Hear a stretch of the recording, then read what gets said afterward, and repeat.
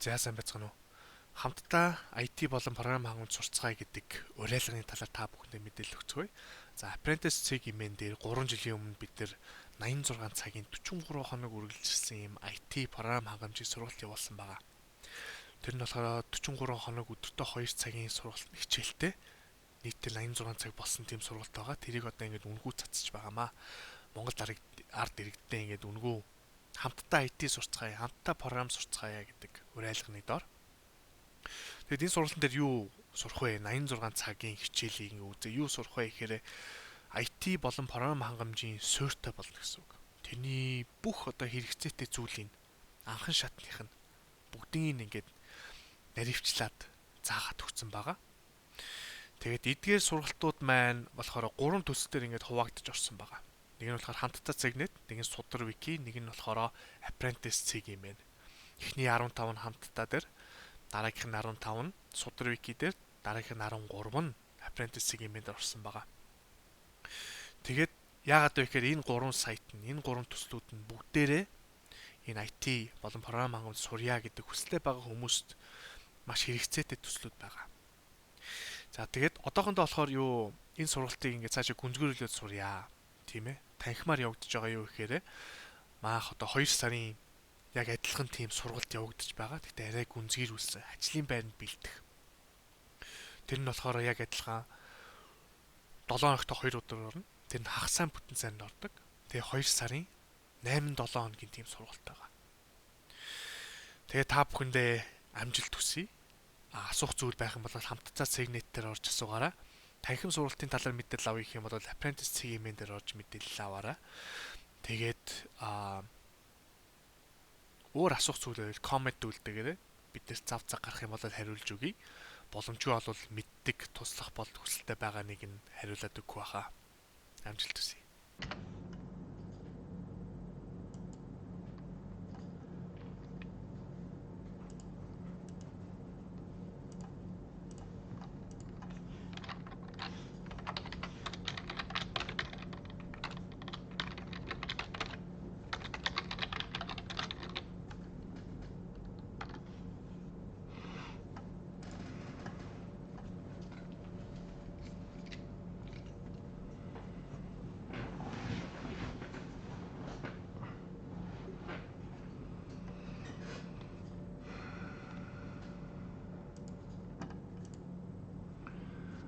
Ороймонд.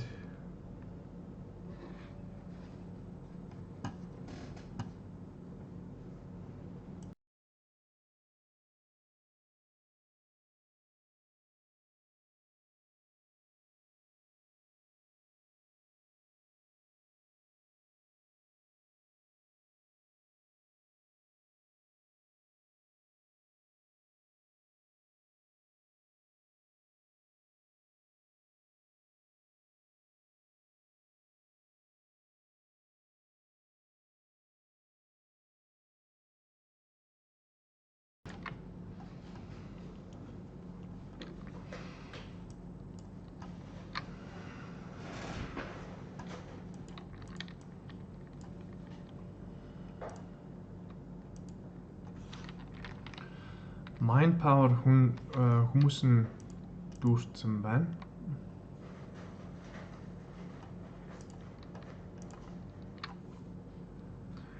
За манайхан ороод ирсэн байна. 50 хэдэн үзэж байна. Бүгдээрээ Slack-ийнхаа дээр шинэ гаргасан өнөөдөр зориулсан channel-д ороод ирээрэй. Сууганда.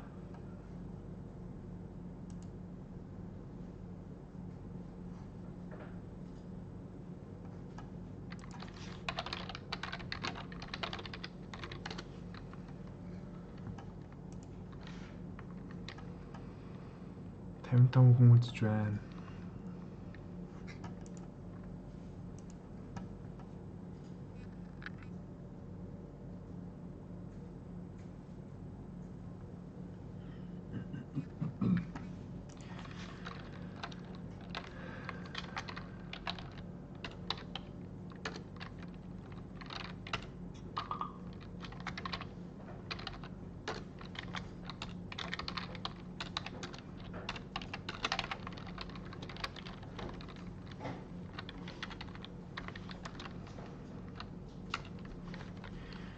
За багт ороогүй байгаа хүмүүс энэ хоёр хүнд хандаарай. Тэгээд манай хоёр даалдан сурагч та нарыг багууд руу оруулаад өгнө. Энийг би энэ channel-д сувганда pin хийчихье. Энэ хоёр хүнтэй холбоо бариарай.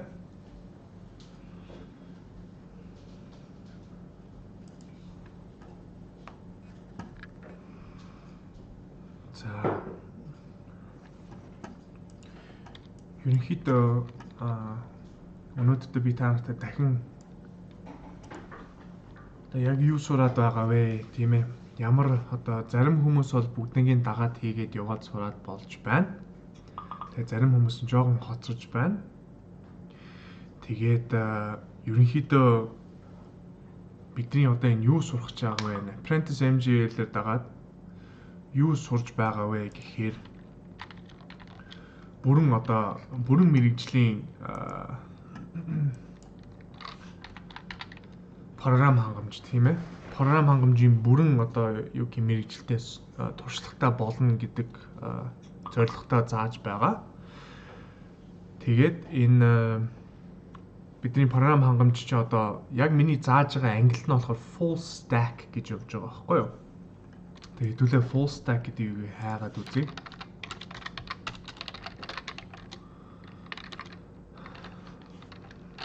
Full stack versus back end versus front end гэдэг. Front end. Жохон дууга нэмэрэй гинэ.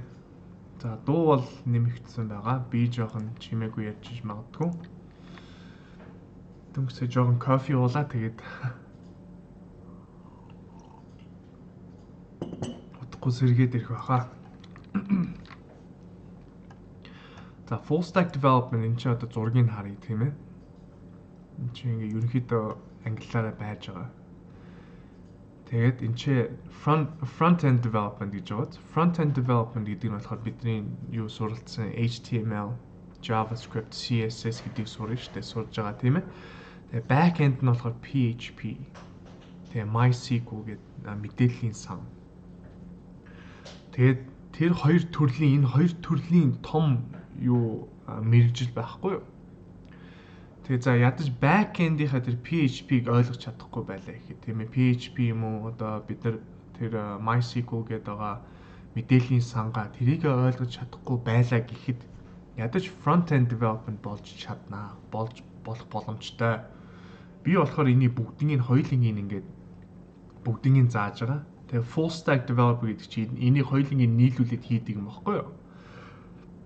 Тэгээ зарим back end development гэдэг одоо back end development-ийн хийж байгаа хичээлийг сурч чадахгүй байлаа гэхэд энэ front end-ийн сурцсан байж хат хөгжүүлэгч программист гэсэн утгатай тийм ээ тийм мэрэгжилтэй гэсэн үг байхгүй юу?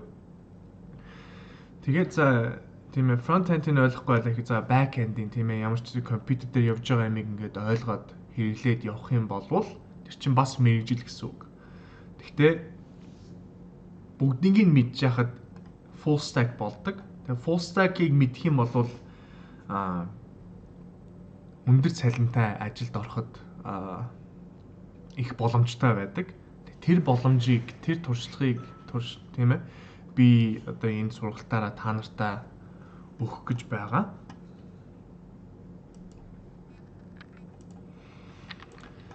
За тэгээд өнөөдөр бид нэр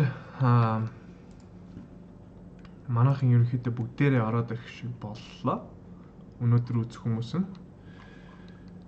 Ерөнхийдөө 60 хэдэн хүн, 60-70 хүн тэгээд хичээлийн дондор дахиад үлдсэн хүмүүс нь орж ирнэ 100 хэдэн хүмүүс өдөртөө үзэж байна тийм ээ. Тэгээд за энэ Digital Ocean гэж байгаа энэ чэнэс бид нар одоо өөрсдөө зориулж сервер авсан шүү дээ тийм ээ. Сервер гэдэг чи одоо вебсайт хөтлөж явдаг юм байгаа, төхөөрөмж байгаа. Тэрийг дахин дуртахад ийм юм харагдаж байгаа. Энд чи бол дүрс мөрс гарахгүй. Одоо бидний компьютерээр харж байгаа дүрс шиг тийм гарахгүй мэдээж тийм ээ. Тэгээд энэ дүрс чинь яваад байгаа. Энд чи одоо бид нэр command үүсгээд тийм ээ. бишээ ингээд би энэ чинь ингээд ороод одоо add user гээд түрүүн өчигдрийн хичээлийн төгсгөлд би газ тэр одоо cPanel гэдэг чинь зүгээр host юм уу? cPanel-ийн юмыг энэ дээр энэ шууд хард дэлгэцнээр компьютер дээр шууд ороод хийж болд юм уу тийм ээ гэж асуусан. Тэгээд add user гээд одоо би энэ чинь тийм Apprentice 2 гээд өглөө ихэд энэ Apprentice 2 гэдэг нэртэй хүн би энэ компьютер дээр үүсгэж байгаа байхгүй user account байна шүү дээ. Одоо зүгээр бид нар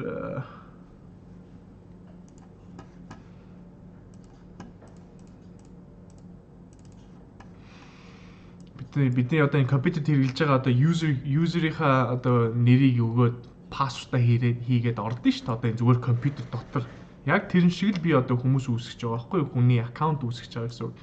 Тэрэн шиг бид нар cPanel-ийнхаа арталт нь ингээд ороод тэгээд cPanel руу очлоо гэж бодъё тийм ээ.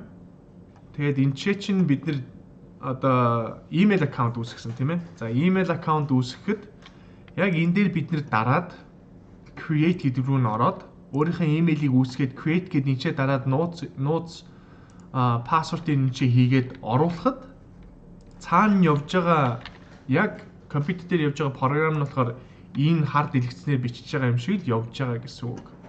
Тэгээд энэ хард дэлгэцээр байгаа энэ серверийг одоо энэ Сингапурт яг бодит одоо тийм ээ компьютер дээр явж байгаа энэ сервер нь тэрийг өдөрдөж энийг одоо ингэ өдөрдөх хүсэлгүй байгаа тийм ээ чадахгүй гэж бодож байгаа хүмүүс нь cPanel дээр ороод өөрийнхөө вебсайтыг өдөрдөд явж болно.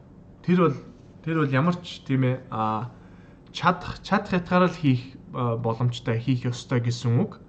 Тэгээд за энэ хард дэлгэцийг өдөрдөж чадахгүй маа. Эн чинь ингээд юм хийгээд ингээд эдрийг хараад явж чадахгүй маа тийм ээ.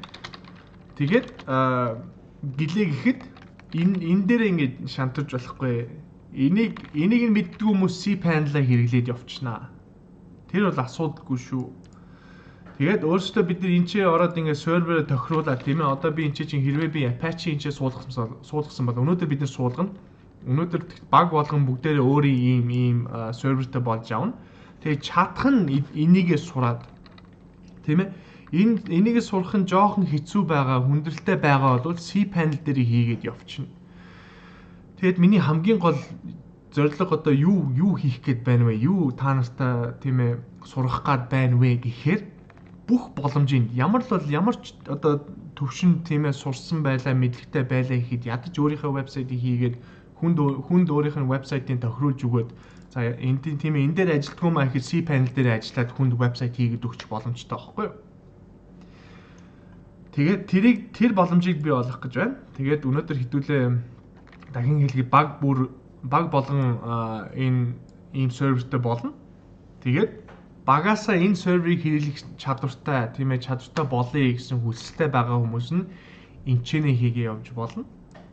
За энийг ойлгохгүй байгаа хүмүүс бол дагаад cPanel дээр хийгээд явчих болно. Тийм ээ. Тэгээд чадлаараа өөрсдийнхөө юм хийгээд явах боломж нь одоо бидэнд олдсон гэж ойлгох хэрэгтэй. Тэгээд за бүр cPanel-аа за ойлгохгүй тийм ээ. cPanel нь бүр хэцүү байна гэхэд ядаж өөрийнхөө компьютер дээр бид нэр энэ юу суулгасан шүү дээ. AMPPS гэдэг юм суулгасан тийм ээ. Тэгээд AMPPS суулгаад зарим хүмүүсийн компьютерээс суухгүй байна гэсэн. Тэрэнд нь өнөөдөр бид нар бас нэг өөр төхөөрөмж суулгахыг сурна. Тэгээд ерөнхийдөө бол эдгээр бол бүгдээрээ хэрэгтэй зүйл. Тийм ээ. Тэгээд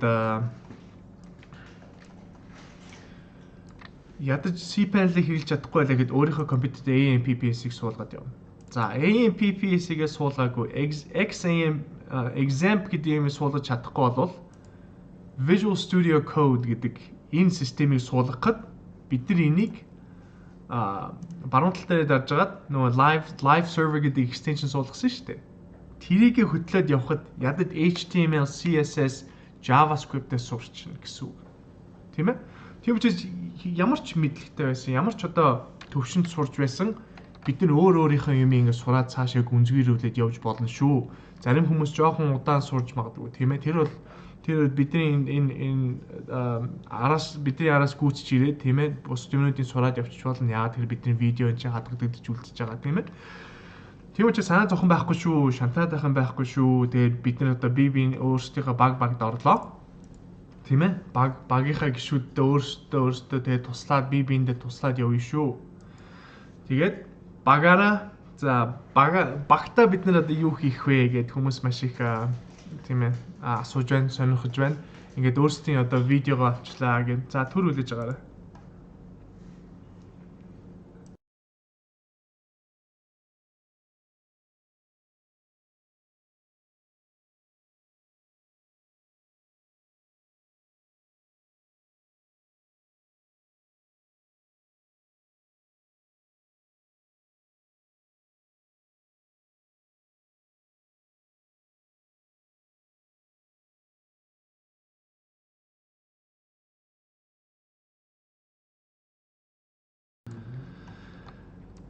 За. Тэгээд багаараа бид нар юу хийх вэ? Тэгэхээр багаараа болж жоод бид нар өөрсдийн одоо хамгийн анхны үйлчлүүлэгч тийм ээ клиентаа болж авна. Тэгээд клиентаа бид нар өөрсдөө багаараа вебсайт хийж өгөх байхгүй юу? Тэгээд тэр вебсайтын одоо туршлагыг бид нар өөрсдийн subdomainтэй өөрсдийнхөө одоо юутай доментэй болж авсан шүү дээ.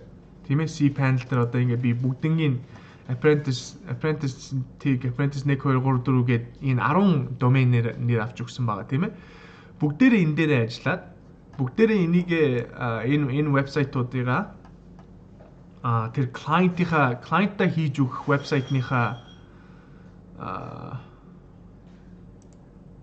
клиентаа харуулах вебсайтаа бид нар энэ яг өөрийнхөө домен дээр тавина. За Apprentice 0, Apprentice 1, Apprentice 2 гэдэг домен дээр main domain гэж байна шүү дээ. Яг үндсэн домен дээр тавина. Тэгээд бид нар өөрсдөө туршилтаа одоо нэг багт 16 дунджаар 16 гишүүд байна тийм ээ. Тэгэхэд тэр 16 гишүүд өөрсдийнхөө туршилтыг хаана хийх вэ гэхээр subdomain гэдэг юм дээр хийнэ. Тэгээд бид нар одоо за энэ cPanel дээр орсон байна. Та нарт харагдаж байна уу?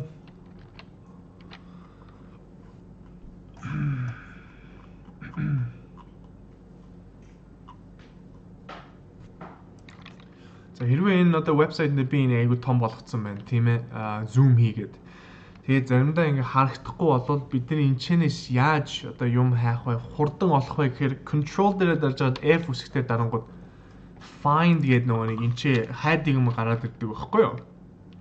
Тэгээд энэ дээр хайд юу хайх вэ гэхээр одоо би subdomain гэж бичээд үзье. Тэнгүүч бидний хайжс юм гараад ирж байгаа тийм ээ. За одоо би энэчээс file FTP accounts гэдэг ороод ирэнгүүт FTP accounts. Энэ вебсайтн дээрээс хурдан юм хайх юм бол энэ control F гэж байгаа.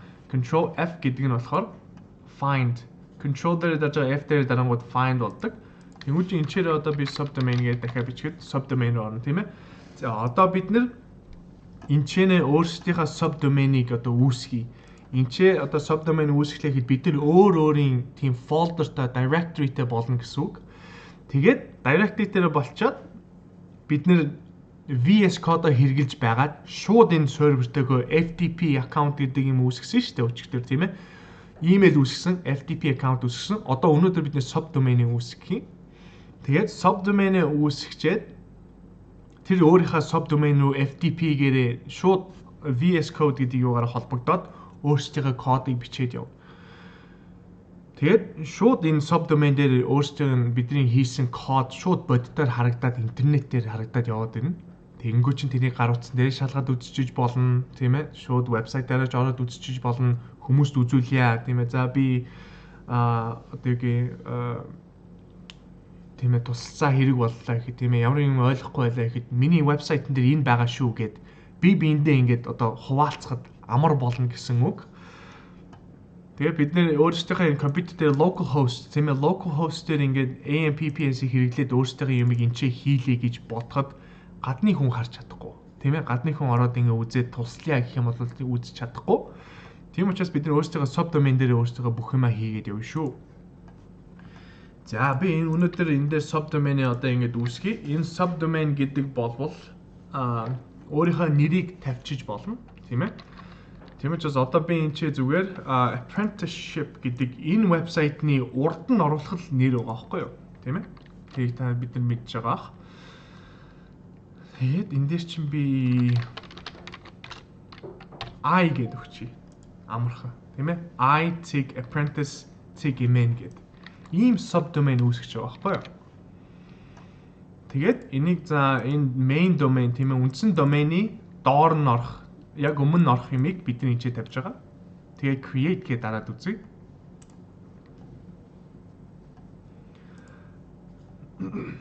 Тэгээд одоо доошоо ингээд очингууд бид миний сая хийсэн үүсгэсэн subdomain чи ингээд гараад ирж байгаа байхгүй юу?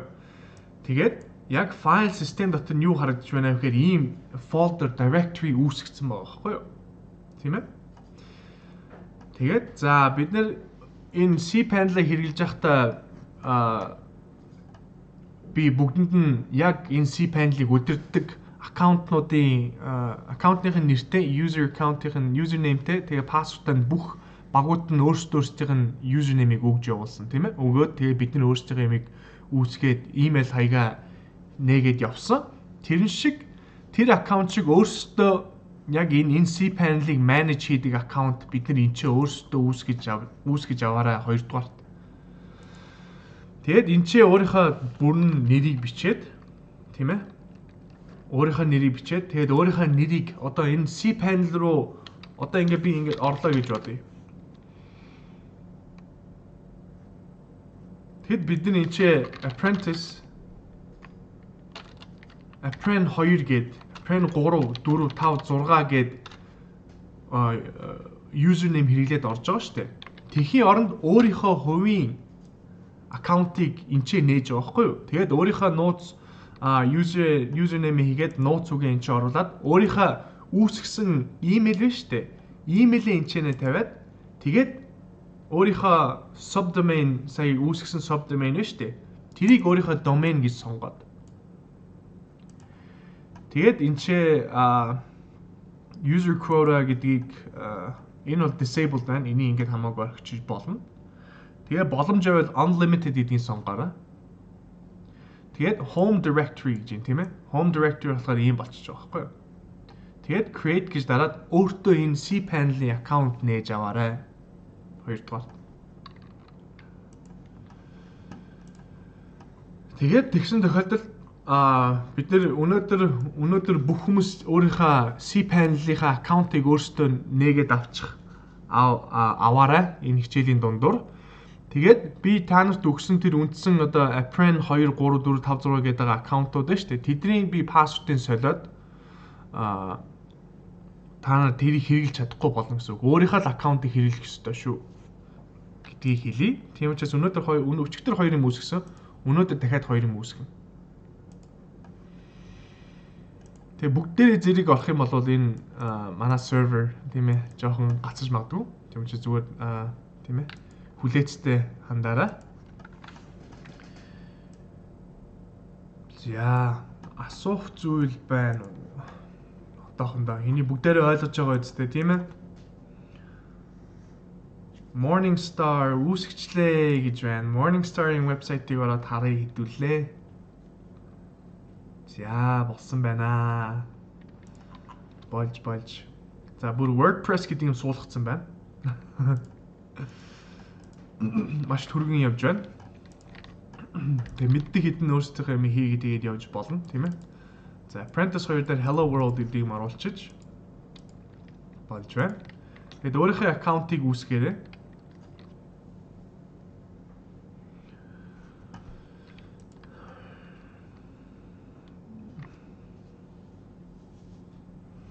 Аккаунтнаас нь cPanel руу нэвтэрч болдоггүй гэж байна. За ийм асуулт асууж байгаа бол тийм ээ 10 баг байгаа. 10 cPanel байгаа. Тэр чинь 10 аккаунт байгаа гэсэн үг. Би энэ одоо асууж байгаа асуултыг би хариулъя гэх юм бол би 10 cPanel руу орж шалгаж иж тийм ээ хаана ямар аккаунт болохгүй нэгдийг би шалгана тийм ээ. Тийм учраас надаа өөрсдийнхөө тийм ээ би биэндээ цаг хэмнэхийн тулд мэдээлэлээ ямар юм асууж байгаа болвол хариулт өгч байгаа хүнийг өөрийн толгой дотор явж байгаа мэдж байгаа мэдлэг байна шүү дээ. Тэрийг ямар ч юм мэдэхгүй гэж төсөөлж асуултаа асуугаарай. Тийм ээ? Би болохоор яг ингээд шууд харахад энэ хүн ямар аль cPanel дээр байгаа вэ? Энэ сурагч аль cPanel дээр явж байгааг гэдээ би ямар мэдэхгүй, хараад мэдэхгүй. Тийм учраас асуултаа асууж байгаа бол бүх мэдээлэлээ бүрэн оруулаад асууж байгаарай. Тэгээд би өчигдөр бас нэг сурагчтай хэлсэн. Тэгээд ерөнхийдөө бид нар одоо ингээд өөрсдийнхөө клиенттай ингээд ажиллаж штэ. Би 10 жил ингэж ажилласан тийм ээ. Зөндөө том компаниуд ажилласан, ганц тийм ээ хүмүүстэй ажиллаж байсан. Тэгээ ерөнхийдөө бол бүх одоо бидний ажиллаж байгаа хүмүүс байнга юм таамаглана. За юу. За вебсайт буруу болчлоо, ингэсэн болов, ийм болцсон болов, тийм болцсон болов гэж айгүй их таамаглана. Тэр таамаглал тэр хүний хэлж байгаа юм таамаглалыг зөв гэж ойлгох ёсгүй шүү. Тэр хүнийг ерөөсө буруу хэлж байна тийм ээ. Тэрийг нь тэр хүний хэлсэн таамаглалаар ингээд бид нар араас нь хөөгөөд байх юм бол тэр бол бид нар цаг гарцдана гэсэн үг. Тийм учраас асуух зүйлээ асуугаа тийм ээ. За яг юу болоод байгаа юм бэ? Та одоо тийм ээ энэ өөрийнхөө системийг өөрөө мэджин гэж бодож байна. Гэхдээ таамаглалууд ч юм бол буруу байж магадгүй тийм ээ. Тийм учраас бүх хэлж байгаа хүний одоо бидний одоо үйлчлүүлэгчийн хэлж байгаа юм асуудал гарсан зүйлийг тэр хүн ямар ч юм мэдэхгүй зүгээр таамаглаж байгаа гэдгийг ойлгоорой. Тийм учраас бидэрт маш их цаг энийг мэдэх юм бол бидэд маш их цаг хэмнэ шүү. Тэгээ баахан таамагладаг бид нар тэрийг нараас нь хөөгөөдлээдэг. Тэгээ яг эцтэй толсон чинь шал ондоо юм байдаг аахгүй ерөнхийдөө. За тэгээ та нар cPanel дээр хэрэглэж байхдаа өөрсдийнхөө ямиг үүсгэж байгаарай. Одоо тэгээд тэгж явах дундор бид нар чи одоо энэ 9 өдөр хэрэглэсэн байна тийм ээ. 9 өдөр сарын $40 сервер хэрэглэж байгаа. Энийг одоо би устгах нь. Энийг одоо бид хэрэглэхгүй болно. Энийг устгачаад та бүхэндээ нэгээр $5 сарын $5 сервер авч өгнө. Тэгээ нийтдээ бид нар сард $50 10 сервер дээр өгж байна хэрэгжилж байна гэсэн үг тийм ээ. Зардал гарч байна гэсэн үг. Тэгээд тэрлүүгээ ороод хэрэглээд явна шүү. За энийг дахин дурдахад бид нар энэ $100 кредит өөрсдийнхөө линкийг хэрэглэж байгаа $100 кредит авсан байгаа. Тэгээд эсвэл $100 үрж амжихгүй бол 60 хоногийн дотор энэ кредит дуусна гэсэн үг. Тэгээд энэ $100-тай амжуулаад хэдүүлээ бүх хичээлээ явуулах гэдэг аахгүй юу? Тийм ээ үнгөө туршилт хийх гэж байгаа. Apprentice хийж байгаа болохоор туршилт хийж байгаа. Тийм ээ яг боддоор. Тийм учраас за create гэж дарж байгаа. Энэ болохоор зөндөө төрөл төрлийн одоо ингээд төхөөрөмжүүд байгаа байхгүй юу? Эдгээр ерөнхийдөө ингээд тусгаалцсан төхөөрөмжүүд байгаа. Тэгэхдээ өөрсдийнхээ энэ droplet гэж байгаа. Server өөрсдөө ийм хийх юм бол энэ бусд ингээд яг зориулсан энэ төхөөрөмжүүд байгаа. Эднийг ингээд тохиргоог нь хийгээд за жишээ нь database хийх юм бол энийг хэрэглэж байгаа database хийж болно. Тэрийг өнөөдөр бид нэр одоо сурна. Өөрийнхөө тэр Apache юм уу Nginx гэдэг вебсайт хийлэгдэг одоо серверийг төхөөрөмжийг бид нар суулгана. Тэгээд за би энэ ч одоо өөрсдийнхөө энэ серверийг авч байгаа бол энэ яагаад авах хэрэгтэй вэ? Ямар юмд хэрэгтэй болох вэ гэхээр бид нар ингэ буцаад одоо энэ cPanel дээр очие тийм ээ. Тэгээд бид нар энэ чинь ингэж оронгот package гэдгийг нь бид нар үүсгэсэн тийм ээ өчигдөр. Тэрийг санаж байгаач. Edit a package гэдэг нь бидний энэ нөгөө package энэ чинь байгаа байхгүй юу? Энийг ингэж харангуут чинь за бид нар дискний чинь одоо хэмжээг нь 1 GB гэж өгсөн тийм ээ. Нэг багт. За энийг би 10 ерөнхийдөө бол 15 гээд та нартаа 10 гээд өгсөн ч болно. Тийм учраас бид нар хідүүлэл хэрэгжилж байгаа юм чинь тийм ээ. Гэхдээ энийг нөгөө өчигдөр үзүүлж байхдаа тэрийг тохируулсан. Тэгээд ийм хязгаартай байгаа байхгүй юу? cPanel хэрэглэх юм бол cPanel-ийн одоо юу гэх юм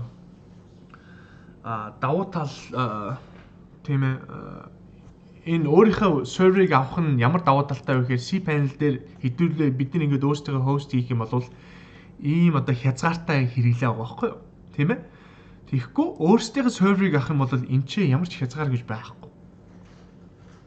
За ерөнхийдөө яг 1 GB одоо 1 тийм ээ гигабайтын transfer гэж байгаа. Тэрний бол хязгаар байгаа. Тэгэхдээ энэ дотор ингээд өөрсдийнхөө хязгаарыг ингээд өөртөө сонгоод авч болно тийм ээ. Тэгэхдээ Энэ WHA гэдэг чинь өөрсдийн ийм нэг л ийм droplet дээр явж байгаа. Энэ сервер бидний өчигдөр 60 сарын $50 төлөөд авсан энэ WHA гэдэг сервер байна шүү дээ. Эн чинь зүгээр л ийм жижигхэн $6 юм уу $12 сервер дээр явж байгаа аахгүй юу? Тэгээ хүчин чадал нь болохоор энэ за нэг сервер энэ чинь явж илээ гэхэд бид нар энэ дотор чинь дахиад 10 cPanel үүсгэсэн шүү дээ. Тэр 10 cPanel чи бүгдээрээ энэний одоо resource хүчин чадлыг хуваалцж байгаа гэсэн үг. Хувааж хэрэгжилж байгаа гэсэн үг. Тийм учраас cPanel авахын оронд өөрийнхөө яг ингэ серверыг аваад үүсгээд явах юм бол маш их боломжтой, маш их хүчин чадалтай гэсэн үг. За username гэж байна. Наа чи имэйлээ оруулаад байна шүү. Имэйл оруулахгүй зүгээр username үүсгэсэн тэр username хийн. Бид нар имэйлээр орохгүй. Энд чинь ингэж үүсгэж байгаа шүү дээ. Add user гэж ороод энэ чинь нэрээ бичиж, энэ чинь username энэ чинь бичиж байгаа шүү дээ, тийм ээ. Энийг энэ чинь бичсэн юм аа. Энэ username дээр бичиж шүү. Энэ чинь email гэж бичээг байна, тийм ээ. Username гэж ороод. Тэгээд өөрийнхөө зүгээр contact email-аа өөрийнхөө үүсгэсэн email энэ чинь тавь шүү. За тэгээд $6 болчихгоо энэ чинь. За тэгвэл сарын $60 төлөөд явах юм байна. За Сингапур. Яагаад Сингапурыг сонгож байгаа вэ гэхээр бид нар мэдж байгаа тийм ээ, дэлхийд даяар байгаа. Тэгээд Сингапурч болохоор маш ойрхон. Бид нартай энэ бусдад газруудыг энтгийг байна. Торонто гэж Канада, тийм ээ, Герман, Англи, Америк. Тэгээд Амстердам чинь хаана вэ? Тэгээд US, тийм ээ. Тэгээд Сингапур нь хамгийн ойрхон л байгаа юм баггүй. Тэгээд за үүсгэлээ ихэд энэ ч бид нар хүчин чадлаа ингэ сонгож байгаа. Бид нар энийг хэрэгжилж байгаа. Одоо ерөнхийдөө дундаа. Тэгээд $6-ыг ингэ сонгоё. Formula range from. Тэгээд энэ дээр одоо юу оруулах вэ? Гэхээр за пассвортаа энэ ч оруулна. Бид нэр бүгдээрээ ийшээ ингэж хамтдаа орж байхад юу боллоо? Энийг хэрэгжилж исэн чинь бид нар багийнхаа нөгөө нэг юу үүсгэх гэж байхад тийм ээ. Бага үүсгэх гэж байхад бид нар ингэж шалгалт авсан шүү дээ. За Teams гэдэг folder дотор өөрийнхөө багийн нэртэй folder үүсгээд тэрэн дотроо нэртэй өөрийнхөө нэртэй HTML файл үүсгээд тэгээд тэр HTML файл дотор apprentice гэж бичээрэй гэж тийм ээ. Бид яаж хийхин дээрийг сурсан байсан. Тэгэд бид нар хийжсэн чинь би энэ нөгөө нэг юу энэ folder байгаа шүү дээ. Home apprentice гэдэг энэ folder байгаа. Энэ folder-ийн эзэн ингээд харангуйч apprentice гэж байгаа тийм ээ. Тэгэд энэ Teams гэдэг folder шүү дээ. Чинэл ягаан өнгөтэй, цэнхэр өнгөтэй. Эдгээр чи бүгдээрээ folder-ууд байгаа байхгүй юу? Цагаан өнгөтэйнүүд нь зүгээр файлууд байгаа шүү дээ. Жирийн файлууд байгаа. Тэгээд эннийх нь эзнийг би root гэдэг чинь яг энэ серверийг бүгднгийн бүрэн бүтэн захирч чадах зөвшөөрөлтэй хүчин чадалтай team аккаунтны нэр багхгүй юу. Тэгээд apprentice гэдэг бол зүгээр л нэг аккаунт нээсэн байгаа. Тэгээ root-ийн хийж чадах юм хийж чадахгүй аккаунт нээсэн байгаа гэсэн үг. Тэгэд энэ team-ийн Teams гэдэг folder-ийн эзнийг би root гэж солилцсон чинь та нар энэ шууд ийшээ очиод юмаа хийж чадахгүй байхгүй. Яагаад тэгэхээр энэ миний folder болчихж байгаа гэсэн root-ийн folder болчихж байгаа гэсэн үг. Тэгээд тэр root одоо энэ яг үндсэн энийг өдөртөж явдаг, энэ серверыг өдөртөж явдаг хэрэглэгчийн username-ийнх нь password-ыг энэ чинь оруулна гэсэн үг. Тэгээд би password-а хийгээдхий.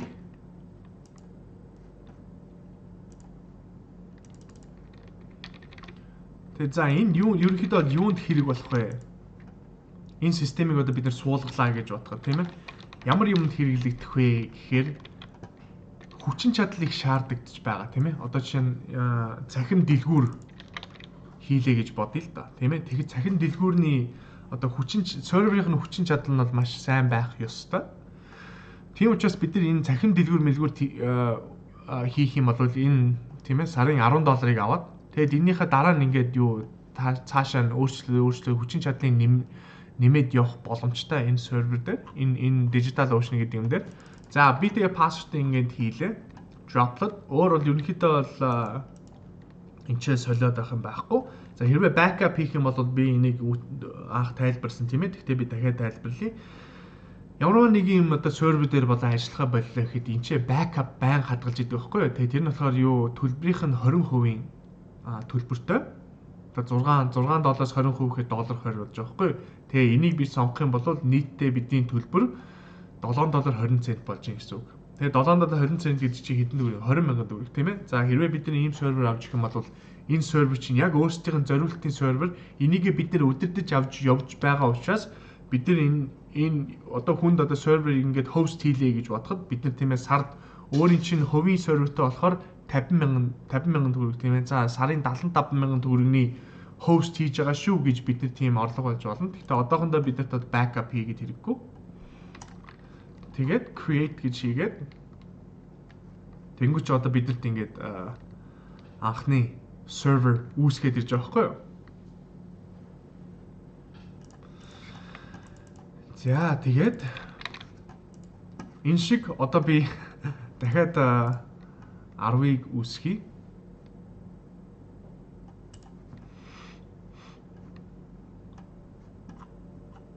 Нэг бол утгагүй. Ерөнхийдөө ингээл Сингапур гэж сонгоод энэ пассворд дээр нь би бүгдэн дээр нь амарчлахын тулд бүгдэн дээр нь адилхан root-ийнхаа пассвордыг хийгээд доошоо гүйлгэж байгаа.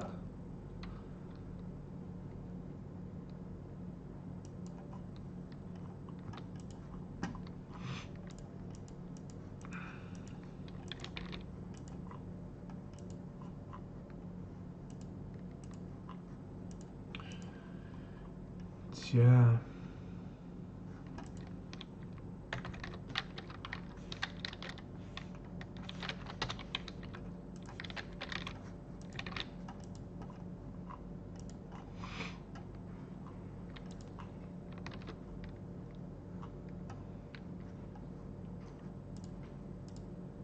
дахин оролцож үзье.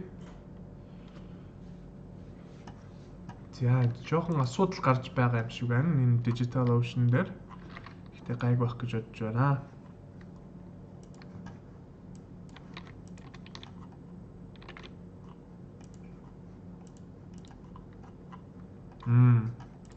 Би нөө адилхан пассворд хэрэглээд байгаа болохоор жоохон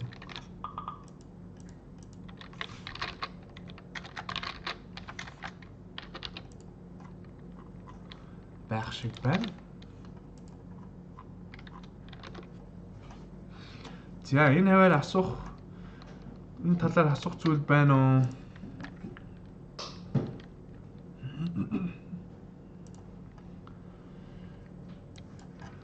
Ингэж байна яах вэ гинэ? Энэ 404 HTML гэдгийг алгаад зүгээр root дээр нь зүгээр үндсэн вебсайтн дээр ороод үзтээ. Энэ 404 гэж бол 404 юм харагдаж байгаа.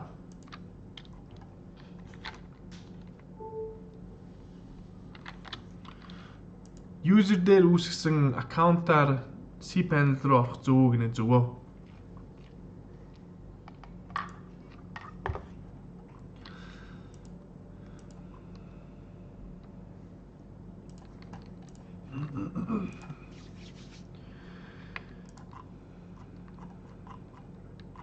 За энэ жоохон ачаалттай байна уу яагаад вэ?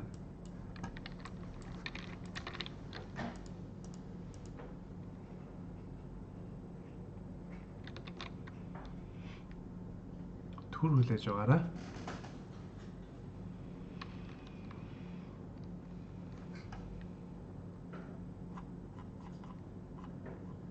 Ингээ refresh хийхээр болчиход байх юм. Адилхан пассворттай. Энэ DigitalOcean-ы системний алдаа байх шиг байна. Бид нар ямар ч буруу хийгээгүй энэ дээр, тийм ээ. Ubuntu Apprentice 1 гэдэг хүчи. Create droplet. За одоо бидний ингээд сарын төлбөрийг ингээл нэмэгдээд лаа гэсэн үг тийм ээ. За энэ хоёр ихний сервер нь болоод дуусчих. Бид нар одоо энэ сервер дээр ингээд очиж штэ. copy хийж агаад ингээд очингууд чинь юу ч ажиллахгүй. Яагаад тэгэхээр энэ сервер чинь зүгээр хов хосон байгаа.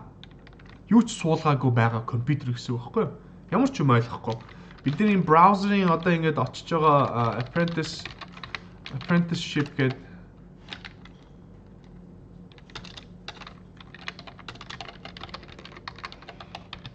цэг имэн гэж очиж байгаа тийм ээ.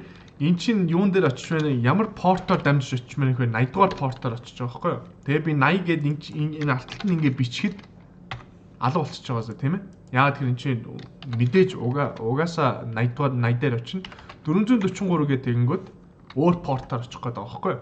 Тэгвэл энэ чинь 443 дээр юм байхгүй. Тэгээд 80 дугаар портон дээр очингууд 80 дугаар портыг хүлээж байгаа тэр Apache гэдэг одоо вебсайтны сервер үүдэн шүү дээ. Тэд чинь 80 дугаар портоор 80 дугаар портынхоо л одоо traffic тийм ээ үйл ажиллагааг гүйцэтгэдэг. 80-аас өөр юм гүйцэтгэхгүй. Тэр 80 дугаар портыг бол бид нэр сольж болно. Тэгээд одоо энэ чи юу ч суулгаагүй байгаа энэ сервер дээр 80 дугаар портон дээр хүлээгээд юм хийх серверүүд систем бол ямар ч юм суулгаагүй болохоор энэ 80 дугаар портон дээр очисон ч гэсэн юу ч мэдгүй, юу ч яаж чадахгүй байгаа сервер баггүй юу.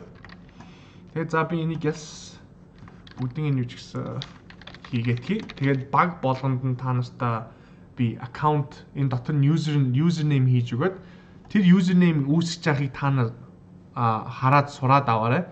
Тэгээд өөртөө энэ аккаунтыг яажгаад өөртөө username үүсгэж авъя шүү. За би нэг ялцуулаад хоёр аккаунт нээсэн байгаа. Тэгэхээр 8 үлдэж байна. Хэр хурдан хийх нь вэ? Цагаа харъя. За 7:42 гэж байна тийм ээ. 1 минутанд нэг сервер үүсгэж чадах нь харъя. 8 үлдэж байна. 50 хүртэл тэгээ 50-аас хэдүүлээ. Газ завсгалгааны дундуур би та нартай энэ юмнуудаа янзлаад бэлдээд өгье.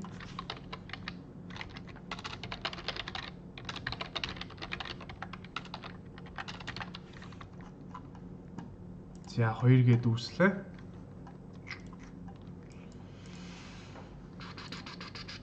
За 3 доо оръё.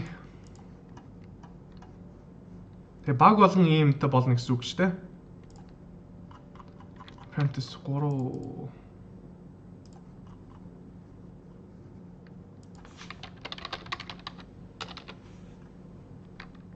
Apprentice 3 үүслээ. За би бол гялзуулах юм байна уу? 1 минутын дотор 2-ыг хийчлээ ш тийм ээ. За drop дахиад тэгээд энэ пассворд нь ерөнхийдөө шууд орчоод ах юм. За пассворд нь зөв л байгаасаа гэж бодъё. Apprentice 4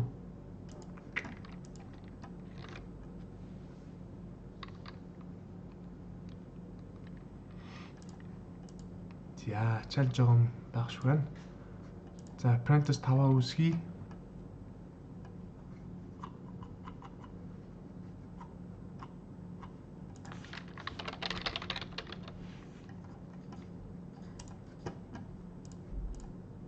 Apprentice 6-аа энэ хажууд нь үүсгэж бай.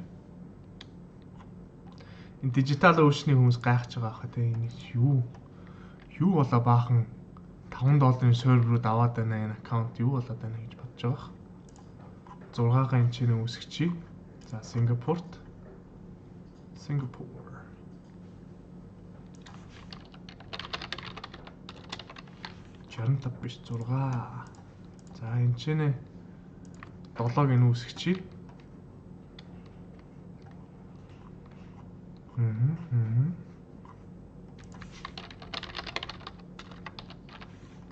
Тэгэд энэний чинь цаана юу болоод байна вэ? Гэхээр бид зүгээр л одоо сервер түрээсэх серверээр түр үүсгэж авч байгаа байхгүй. Тэгээ яг боддоор одоо эн чинь нэг юу энийг cloud гэж дуудаж байгаа. Үүлэн дээр байдаг тийм ээ.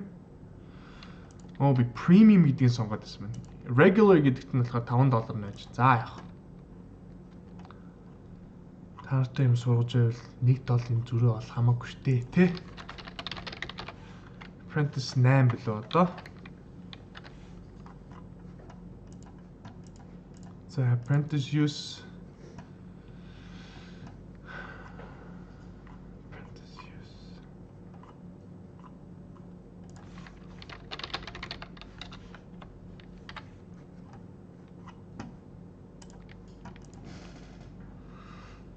За тэгээд энэ одоо бидний энэ харж байгаа энэ IP address шүү дээ. Энэ чинь интернет дээр байдаг интернет протоколын хаяг шүү дээ, тийм ээ. Тэгээд энэ одоо IP version 4 гэж явдаг хгүй, version 4 дөрөвдүгээр одоо юу үеийн IP интернет протоколын 4 гэж явдаг. Энэ 4 одоо эн чинь хязгаартай байгаа шүү дээ. Бидний харсандаа хэдэн 10 хэдэн 60 хэдэн сая зүгээр 10-аар явж байгаа нөгөө local intranet-ийн хаяг ба шүү дээ. Тэр чинь 60 хэдэн сая 60 хэдэн мянган IP үүсгэж болно гэсэн үг тийм ээ. Энэ дэлхий дээр байгаа энэ IP болохоор хязгаартай. Тэгээ одоо энэ IP-ний юу хэрэглээ айгүй их болж байгаа учраас энэ IP одоо дуусч байгаа. Тэгээ бид нар одоо энэчээс солиод IP солиод гэж энэчээс одоо дараа нь энэний IP 4-ийн дараа одоо 6 руу шилжиж байгаа. Тэгээд за 9 минь хаана байна ээ?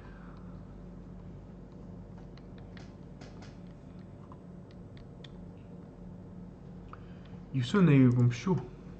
За 9 хийчихье.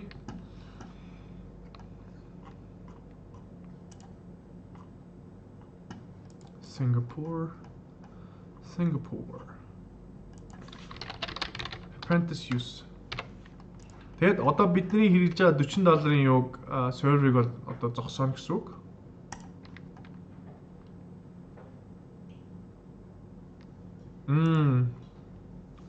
Бидний яг droplet энэ 10-ыг аль хэзээ яатсан байна. Тэгээд туршилт явж байгаа учраас 10-аас дээш өгөхгүй юм байна. Тийм учраас одоо бид нар энэ сервер рүү орж исэн шүү дээ анх $40. Тэрийг одоо би устгалаа. Тэрийг бол дахиж одоо хэрэглэх боломжгүй болсон гэсэн үг. Тэрийг ойлгоорой. Тэгэд энийг delete гээл, destroy гээл. За үнэхээр итгэлтэй байна уу? Энийг одоо destroy хийх юм бол тийм ээ бүхэн алга болно шүү. Тэрийгээ дахиж олж чадахгүй шүү гэд одоо бид нар юу destroy хийх гээд байна вэ? Тэгэхээр энэ дотор одоо бидний бүгдээрийн энэ хийсэн юмнууд шүү дээ. Энэ туршилт хийсэн юмнууд эд чинь алга болчихно гэсэн үг. Гэхдээ одоо бид нар өөрсдийнхөө хувийн баг болгон өөрсдийн сервертэй болох гэдэг байгаа тийм ээ. Тийм учраас энэ ч бол нэг их юм суулгаагүй, ямар ч юм суулгаагүй байгаа. Тийм учраас асуудалгүй гэсэн үг. За destroy, confirm гэд. За итгэлтэй байна уу? Итгэлтэй байна. Тэгээ бид нар яг өөр хүмүүсийн тийм ээ вебсайт ингээд бидний өөрсдийн клиентийн вебсайтыг хийж байгаад ингээд устгачих юм бол тэгэл баг байхгүй гэсэн. Тийм учраас энийг ерөнхийдөө маш болгоомжтой хэрэглэх хэрэгтэй.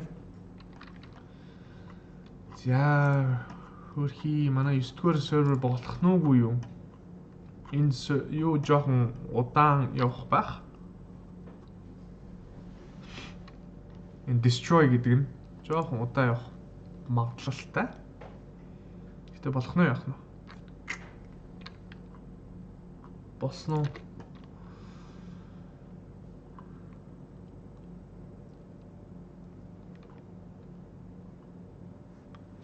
За энэнийхээ нэрийг өөг юм байна.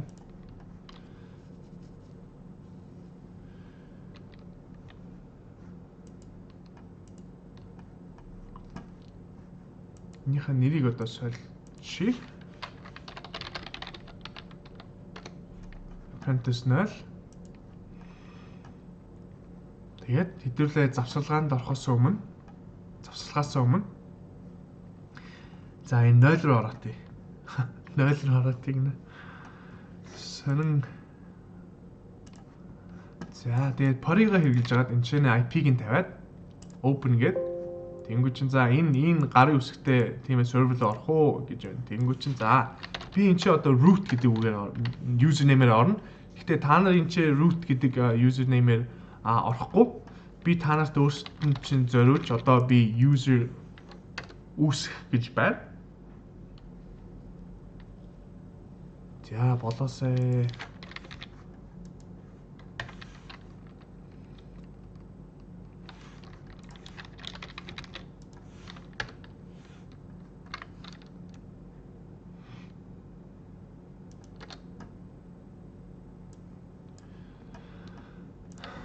За ямар ч юу пассворд нь болоогүй юм шиг байна. Apprentice use гэж хийгээд. За 10 ингэж ирсэн юм сервертэй боллоо. Энийг шалгаахыг тэгвэл.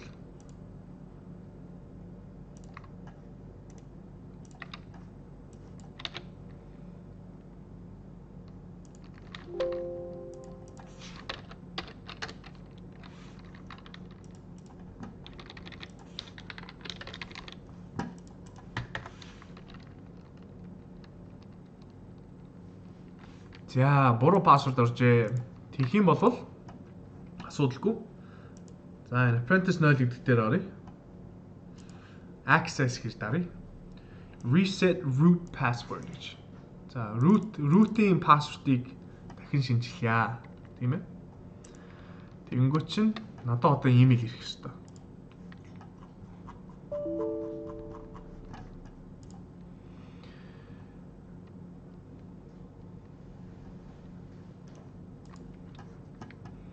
За энэ одоо үйл ажиллагаанд асуух зүйл байна уу? Та нар өөрсдөө cPanel-ийн аккаунтыг нээгээд авч чадсан уу?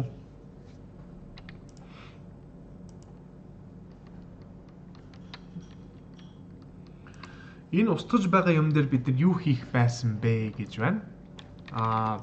Бид нар зүгээр л яг сервер руугаа ороод цаанаас нь юу хийх үү тийм ээ? Энэ хар дэлгэцнээр ажилласан шүү дээ бид нар change directory гэл directory дотор байгаа ямиг ls гэдэг command хэрэглэж хагаад дотор нь юу байна гэдгийг хардаг тийм ээ pwd гэдгийг хэрэглэж хагаад одоо яг миний байрлаж байгаа энэ ямар folder дотор явж байна вэ гэдэг тэрийг бид нэр сурж авсан байгаа. Тэгээд тэрийг 40 мянган долларын хичнээн 40 долларын сарын 40 долларын хичнээн том сервер байсан ч гэсэн бид нар бүгдээрээ 90 хүн 100 хүн энэ ороод ингээд тийм ээ дүүрчих юм болвол ерөнхийдөө бол учир нь ойлгоход хэцүү болно. Тийм учраас та нартай энэ том ганц сервер авахгүй тулд нэгээр нь багт нэг одоо сервер өгөөд явах гэж байгаа гэдэг учиртай байгаа.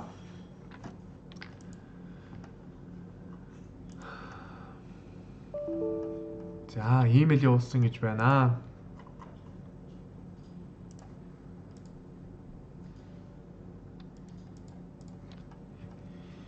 Тэгээд энэ IP-г copy хий.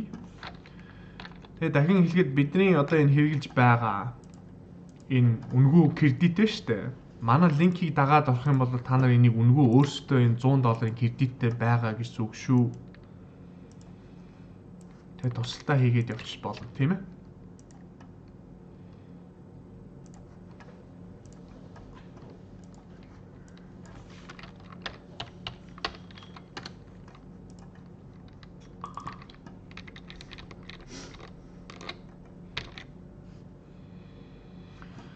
$100 итгэх юм бол шууд данснаас гарах уу гинэ. Данснаас гарна. За, би ингээд ороод ирлээ. Тэгээд root-ийнхаа пассвордыг солиорой гэж байна. Тийм ээ. Одоо байгаа пассвордаа оруулаарай гэж байна. Орууллаа. Шинэ пассвордаа оруулаарай гэж байна. Орууллаа. Дахиж орууллаа. За, би ингээд ороод ирчлээ. Тийм ээ. Тэгээд одоо би add user гээ. Би болохоор ч одоо энэ user root болохоор энэ дээр бол юу гэж бол надад ямар ч зогсоохон хязгаар байхгүй гэсэн үг. Асуудал байхгүй гэсэн үг. Тэгэхдээ одоо би add user гээ. Тэн чин манай apprentice 0 гэж байгаа тийм ээ. Apprentice 0 гээд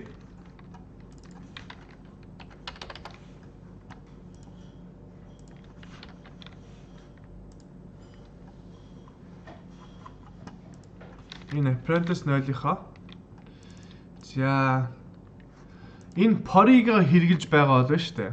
За одоо би энэ юмыг одоо би энэ address гэдэг үгийг ингээ copy хийчихье заяа.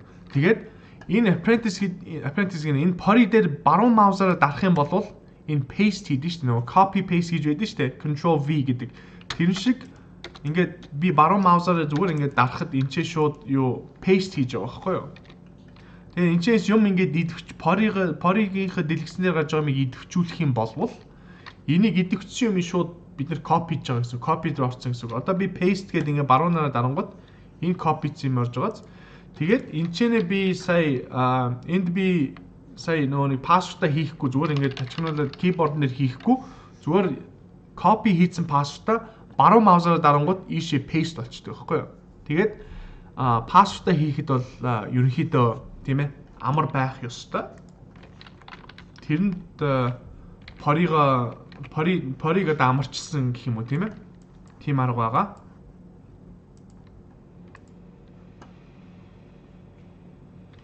Тэгвэл одоо би энд болохоор маш хүнд пассворд өгөх гэж байна. Тэгээд тэрийг заавал үсгэлээд ингээд хийгээд авах хэрэггүй шүү. Заавал ингээд keyboard дээр хийхгүй. Зүгээр copy хийж аваад маусаараа баруун талаараа дарангууд paste болчихно гэсэн үг шүү.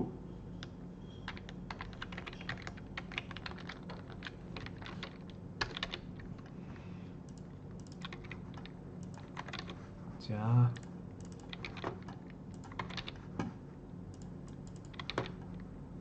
Төрүүлж байгаарай.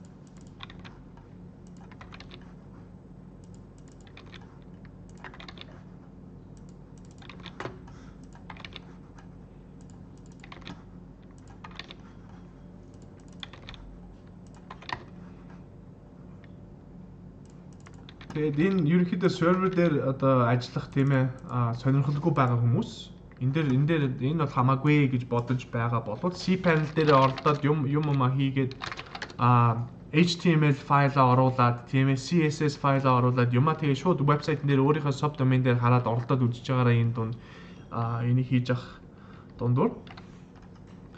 Тэгээд за бид нар чинь Apprentice 0 гэдэг юм дээр байгаа тийм ээ. Энэ сервер дээр орцсон байгаа.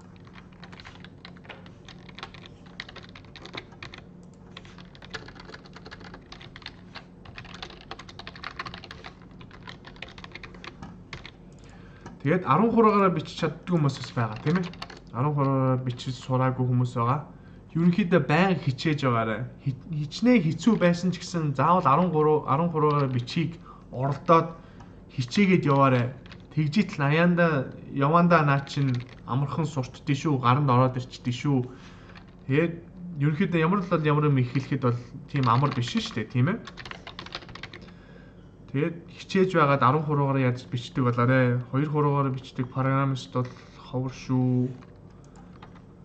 За, add user гэдэг команд өгөнгүүт энэ ч би add user өөрийнхөө username-ийг одоо энэ user-ийнхөө одоо нэрийг өгж байгаа байхгүй юу? Тийм ээ. Нэрийг өгөнгүүт чинь энэ ч одоо за ямар password өгөх вэ гэж асууж байна, тийм ээ. Тэнгүүт чи одоо бид нар Apprentice 0 дээр учраас би энэ ч би сая зүүн талаас би пассвордаа копи хийжлээ. Одоо би энэ ч болохоор зүгээр баруун маусаараа дарангууд энэ чинь paste орцсон гэсэн үг. Тэгээд enter дараад за дахиж оруулаарай гэвэл дахиад би баруунаараа дарна. Тэнгүүт чи ингээд ороод ирчин. За Apprentice нэрийг үг гинэ. 0. Энийг та нар одоо бид нар өөрсдөө хийж авъя шүү. Тэгээд за Apprentice 0. Тэгээд энэ өрөөний дугаар гэж энийг зүгээр enter дараад алгасаад work энийг та нар жоохон харж чадахгүй л байгаа. Энийг тэгээд дагаад дахиад хийнэ. За work phone гэж энэ home phone зүгээр enter дараад алгасаа яваад өгнө. Тэгээд энэ мэдээлэл зөв үү? Алдаагүй юу гинэ. Тэгэхээр нь y гэж дараад yes гэж ороод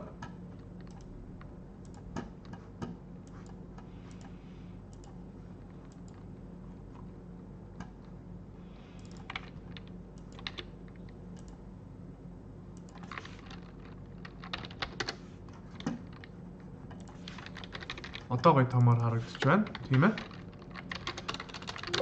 Тэгээ би сая юу хийсэн бэ гэхээр зүгээр add user гэж жагаад Apprentice гэдэг одоо username-ийг үүсгэж байгаа шүү дээ. Бид нар яг нөөнийг өөрсдөө энэ cPanel дээр username үүсгэж одоо энэ дээр дараад username full name гэж яваад энэ би одоо энэ хард дэлгэцэн дээр хийж байгаа шиг энийг бид нар ингээ бөглөөд энэ cPanel руу ингээд одоо хүсэлт явуулангууд cPanel-ийн артал болж байгаа юм болохоор яг зүгээр л энэ бодит энэ миний одоо яг энэ хийж байгаа юм ингээд гараад ирж байгаа хгүй username нь оруулсан. Одоо энэ чи password-ийг хийгээчээ гэдэг юм. Тэнгүүд чи энэ чи оруулсан password-ийг чинь аваад confirm гэдгийг чинь хамтдаа аваад Тэгээд энэ ч password-ыг хийж өгөөд тийм ээ. Тэгээд энэ ч би password-ыг оруулаа, password-ыг дахиж орууллаа.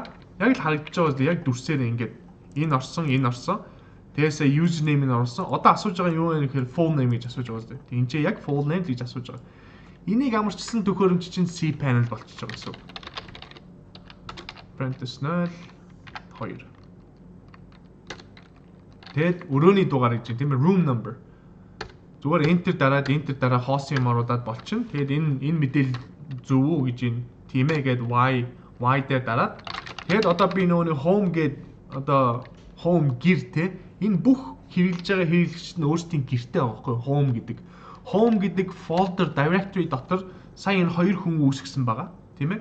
Энэ folder чинь apprentice гэдэг username хүний тэгээд аккаунт нэ apprentice 2 гэдэг аккаунт би сая энэ том дэлгэцнэрээ орж байгаад энэ apprentice 2-ыг үүсгэлээ шүү дээ. Тэгээд энэ folder-ийн эзэн хэн бэ гэсэн чинь apprentice 2 группийн apprentice 2 гэдэг хүн энэ apprentice-ийн хэн эзэн бэ гэсэн чинь apprentice гэдэг группийн apprentice гэдэг хүн user account тийм ээ. Тэгээд энэ аккаунтаараа бид нэр энэ сервер руугаа SSH хийж болно. Тэгээд FTP хэрэглээд file transfer тийм ээ тийм юм хийж болно. Тэгээд би танарт одоо root password-ийн энэ бүх IP address-тай танартаа баг болгонд бүгдэнд нь өгье. Тэгээд ороод өөрийнхөө add user гэж энэ command шүү дээ. Add user гэчээд өөртөө зориулсан username энэ хэрвээ энэ серверыг хэрэглэж сурья гэж бодж байл өөртөө зориулаад username-ээ үүсгээрэй. Ямар ч зай байхгүй цэг хэрэглэхгүй зүгээр нэг жигд нэрээ өгөөд тийм ээ. Тэгээд миний сая хийсэн бүх энэ үйл явдлаа шүү дээ. За нэрээ оруулаа. Энд ч өөрийнхөө нэрийг тавиарай. Яг энэ cPanel дээр бид нар өөрийнхөө нэрийг оруулсан шиг энэ ч нэрээ оруулчаарай. Тэгээд өрөөний дугаар моогоор гэдэг зүгээр enter дараад хоосон юм оруулаад хамгийн сүүлд нь за энэ мэдээлэл зөв үү буруу юу гэдэгт y гээд yes гэж тавиад тэгээд өөртөө аккаунт үүсгэчээрэй. Тэгээд тэгсний дараа хэдүүлээ суулгах юмнуудаа суулгаад явна. За 8 өнгөрчих. Тэгээ хэдүүлээ нэг 10 минутын завсарлага авъя. Одоо. Тэгээд асуух юм байвал Slack дээр оруулаарай. Тэгээд зөндөл нууц өгнүүд бид нэр одоо авч байна тийм ээ. Тэрийгээ та нар LastPass гэдэг юм дээр хадгалаад явж байгаа гэж найдаж байгаа шүү. Энд тэгээ зарим хүмүүс цаана premium account гэдэг байна. Энд чинь одоо дуусчаараа тэгээ би хэрэгж болохгүй юм уу гэж юм үгүй. Premium account-ийг зүгээр л бид нар одоо туршилт хийж үзэж байгаа одоо айгүй их боломжтой тийм ээ гоё төхөөрөмжийг хэрэглэж байгаа. Тэгэхгүй зүгээр үнэгүй аккаунтыг хэрэглэж болно.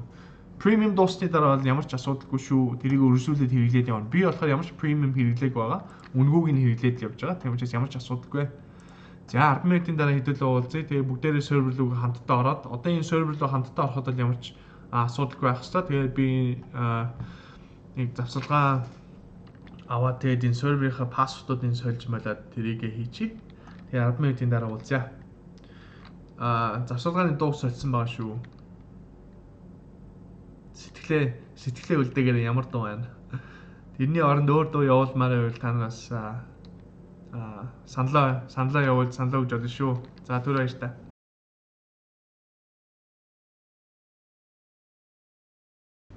За. Ерөнхийдөө би бол бүгднийг ингээд юу пассвортыг шинжлэх гээд хүсэлт явуулчлаа. Тэгээд эхнийхээ багаас одоо ингээд ороод хэрэглээд явъя. Тэгээд багийн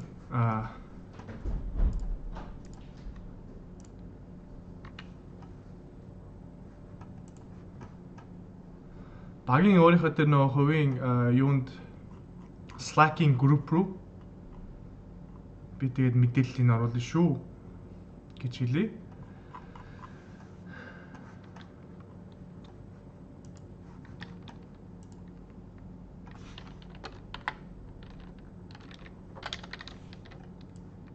За одоо та нарт би ямар аккаунт өгж байгаа вэ гэхээр тэр яг root гэдэг юуны аккаунт өгж байгаа шүү дээ.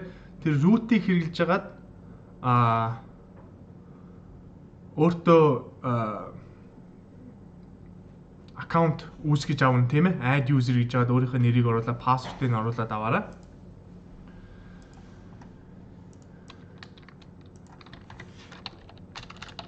Тэгээд мэддэг хүмүүс нь илүү тутам юм суулгаж болохгүй шүү. Суулгах болоог байгаа шүү. Бид нар хамтдаа хэдүүлээ суулгана.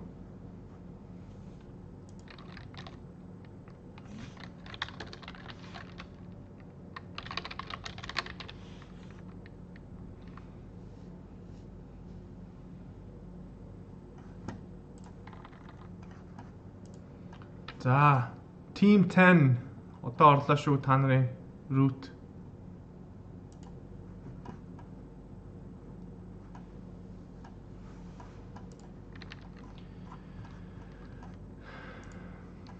Тэгээ оролдоод үзээрэй.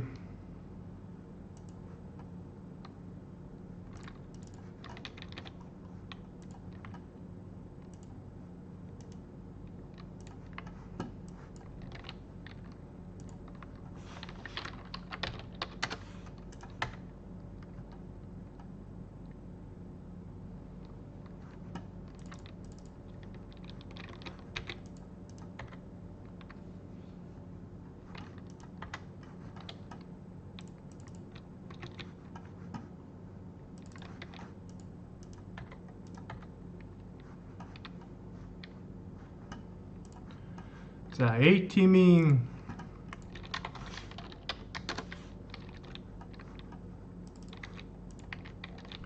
A team одоо өөрсдийнхөө пассвордыг авах гэж байна.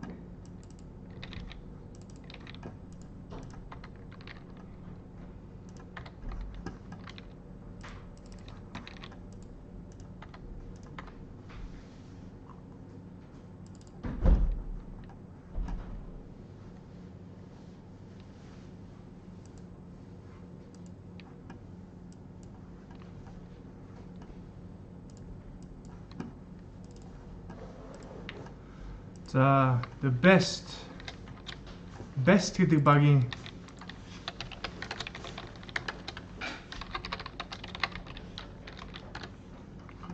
best гэдэг баг авлаа.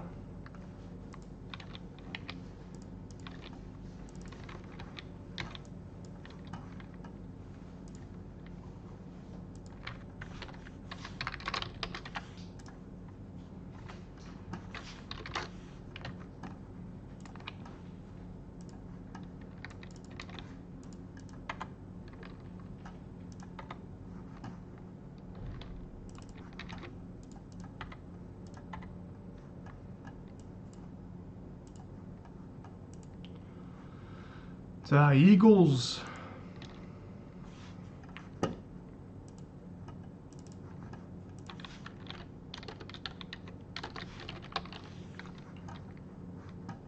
авлаа.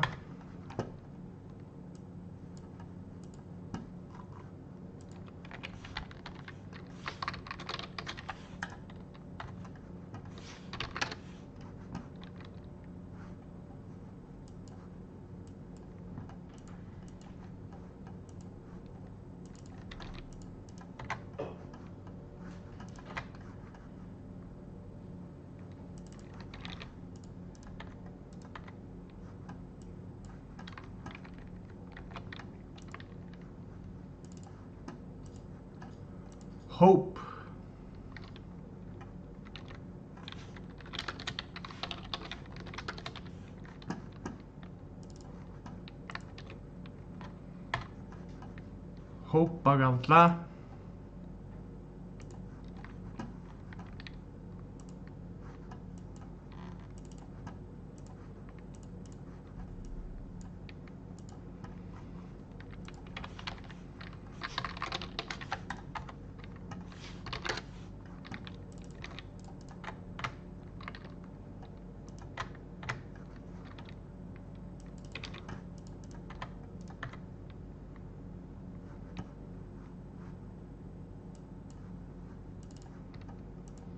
Eco.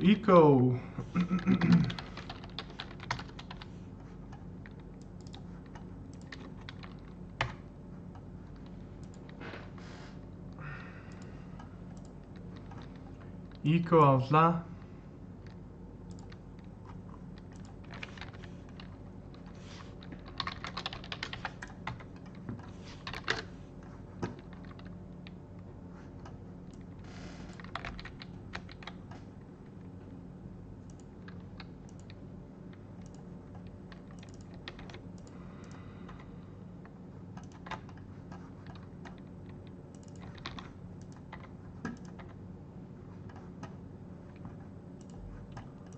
Leveling.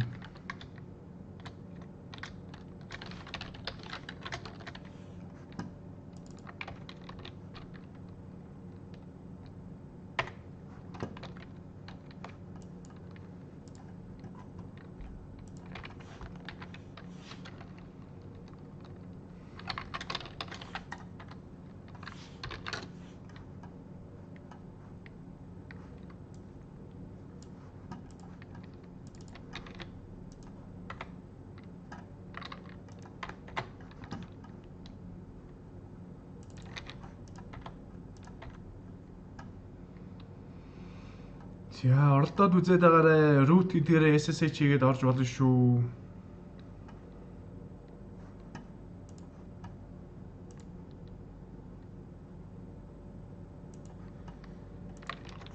Mind power авах гэж байна.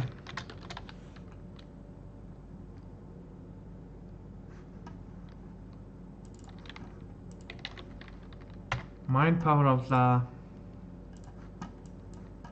Тэгээд 2 үлдэж байна.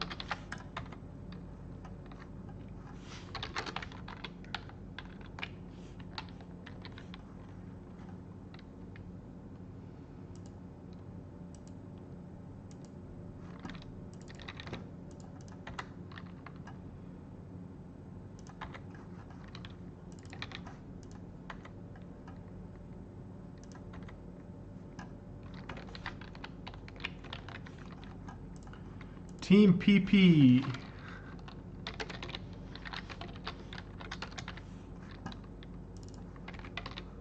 Өөрийнхөө root access авч байна.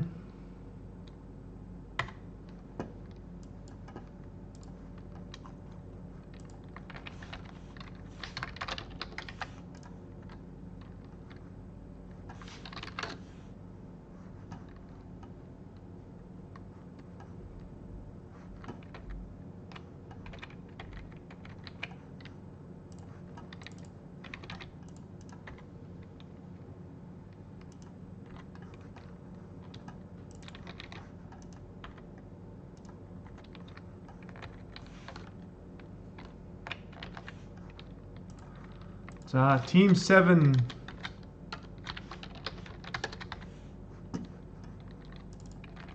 өөрсдийнхөө сервертэй боллоо. За тэгээд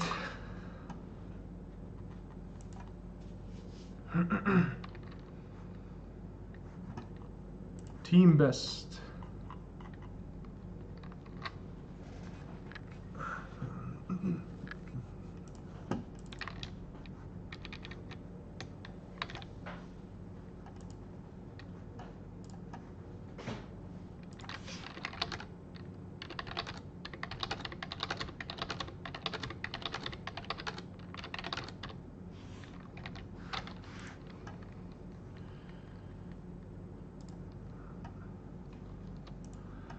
За хүлээж аваарай. Team Best password буруу байна гэсэн үү? Хүлээж аваарай.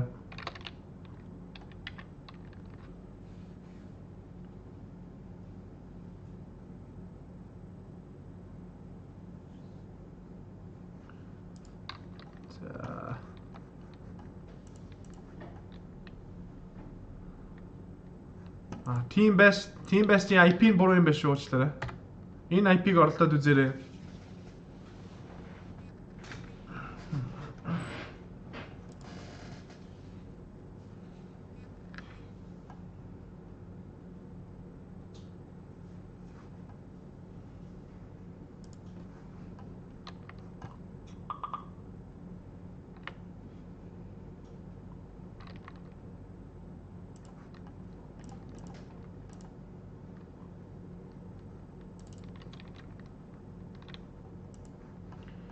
Team 10.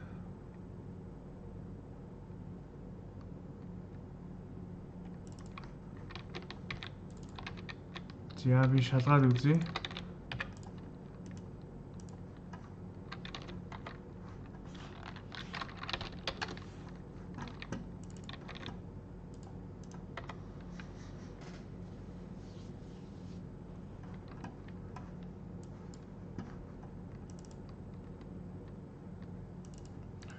Өөр пассворд нь алдаа гарч байгаа хүмүүс байна уу?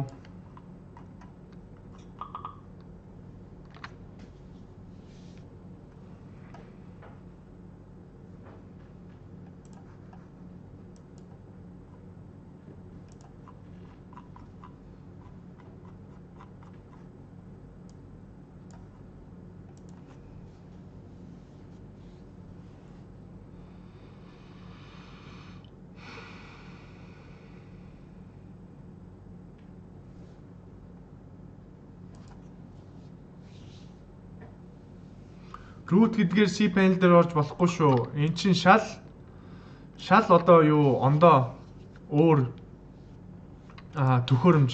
Энэ болохоор энэ cPanel-тай бол ямар ч холбоогүй. Ямар ч холбоо авах хэрэггүй зүйл шүү.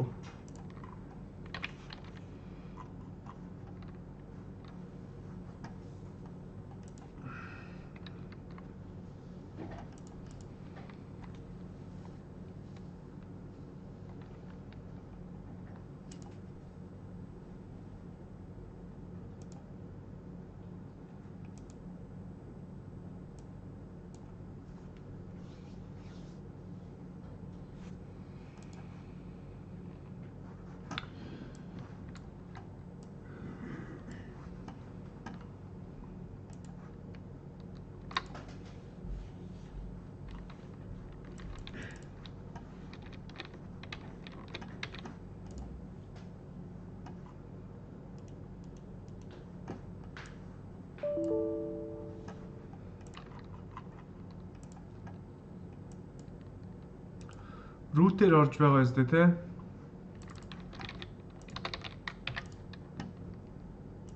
За би дахиад орлоод үзье.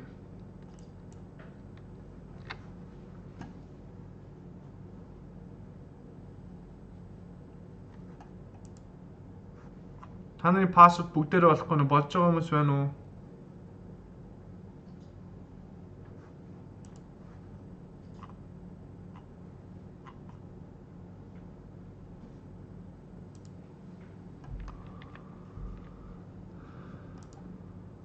За, Team PP болсон байна.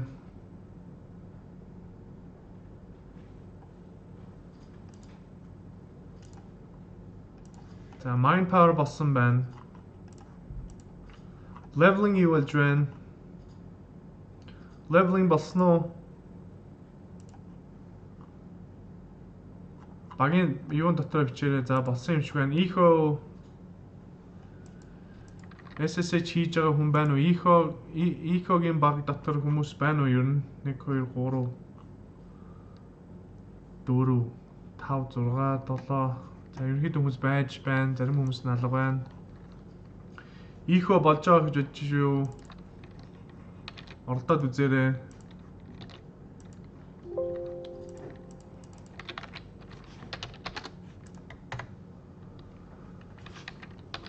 Echo болж байна. Hope болж гин үү? Hope болсон байна. Eagles.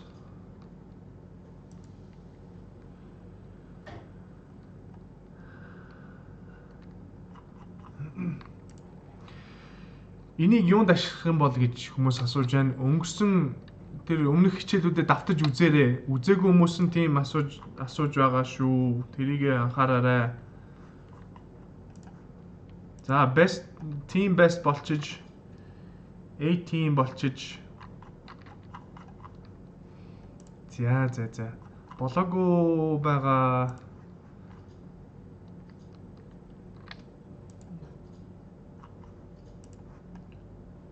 За, team 10, team 10 болохгүй байх шиг байна. За, түр үлдэж байгаарай.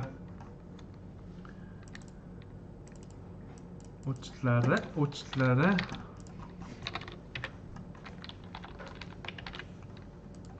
За team 10-ыг одоо яг солиод өгье да.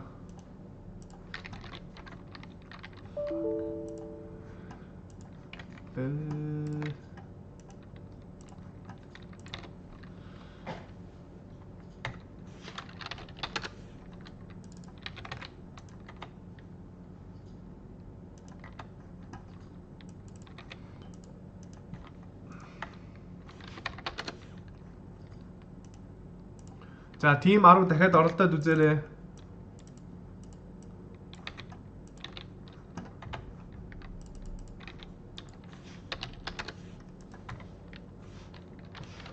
За team 10 болж байна. Team 10, team 10 орсон гэж байна. За A team орсон гэж байна.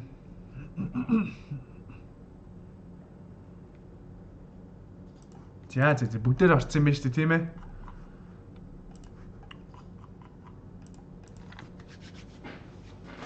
Окей. За би team 10 багт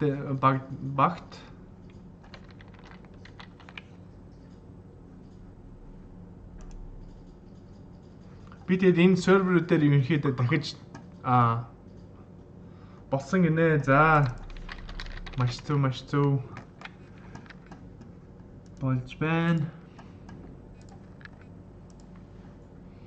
Одоо тэгээд өнөөдөр миний одоо энэ хийгээд байгаа энэ хард дэлгэцээр ингээл код хийгээд байна шүү. Зүгээр команд явуулаад байна шүү, тийм ээ. Явуулж байгаа команд энийг бол ерөнхийдөө хідэн жоохон удирддаг юмын хідэн хэсгийг одоо cd change directory гэж байгаа, тийм ээ. Тэгээд л ls pwd гэл move гэл mv гэл тэр командуудыг чинь биш үү бүгднийг эхлээд бол шууд хэрэглэж явахдаа тэрийг бол цээжлэн гэж бол байхгүй. Тэгээд хэрэгсээр адил гард одоо ингээд тийм ээ айгүй амархан ордог болчихно. Тийм ээ. Тэгээд зарим юунуудыг одоо add user гэж байна шүү дээ. Add user гэдэг өнөөдөр бидний өөрсдийнхөө ингээд аккаунтыг нээж байгаа тийм ээ. Өөрсдөө SSH хийдэг аккаунтыг нээж байгаа. Тэр нээж байгаа аккаунтын тэр кодыг ч болохоор энэ системийг хэрэглэж байхад өдөр болгон хэрэглээд байхгүй. Тэр за хаяал нэг одоо энэ сервертэй боллоо гэхэд тийм ээ одоо хүн нэмээ авах юм бол тэрэн дээр хүн мөмөө нэмээд ганц хоёр удаа явчихна. Тэрийг бол тэгээд ерөнхийдөө хаяагаа хэрэглэдэг юмуд бол ерөөсө тархинд бол тийм ээ сууршихгүй гэх юм уу. Тийм учраас энэ дээр бол энийг бол цээжлэхгүй байх тийм ээ цээжлэх гээд ах тийг чичээд ах ерөнхийдөө бол хэрэггүй. Тэгээ аяндаа хэрэгтэй хідэн зүйлүүд нь л гард орсон байна. Бусдуудын бүгдээрээ одоо ингээд тэмдэглэж авч байгаа тийм ээ тэрийг интернетээс хайгаад л олчин. За Linux гэчээд Ubuntu add user гэдэг одоо би ингээд хайл та тийм ээ. Ингээд хайнгууд чи хамгийн түрүү за create user яаж хүн аккаунт үүсгэх вэ гэдэг тэгэнгүүт чинь за ингээд add user гэчээд тэгээ username ин чи оруулаа гэж байгаа тийм ээ. Тэгээ энэ чи ингээд яг бидний өнөөдөр хийсэн энэ яг бодитоор харагдаж байгаа тийм ээ. Энэ мэдээллүүд бол интернетээр бүгдээрээ байгаа. Тэрийг яаж олох уу гэдэг нь болохоор тийм ээ. Тэр туршлагаа бид нэр олох хэрэгтэй. Хаанаас энэ мэдээллийг ерөнхийдөө олох боломжтой юм гэдгийг тийм ээ. Тэгээд за одоо жишээ нь одоо бид нар ингээд одоо би энэ home гэдэг folder дээр харъя. Тэгэнгүүт чинь за team 10-ын сервер дээр одоо би ингээ ороод ирсэн явж байна. Тэгэхэд нэг cozy гэдэг аккаунт нэгдсэн байна. Тэгээ энэ cozy-гээс гадна нэгдсэн юм бол одоо алга. Тийм ээ. Тэгээд өөрсдөө SSH хийж ороод өөрсдөө аккаунт нэгээрээ.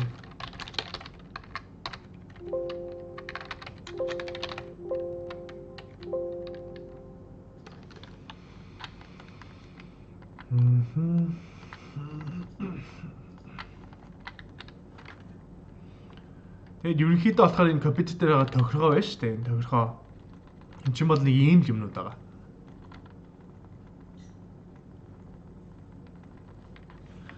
Тэгээд за одоо би энэ чээс харъя тийм ээ. How to add Ubuntu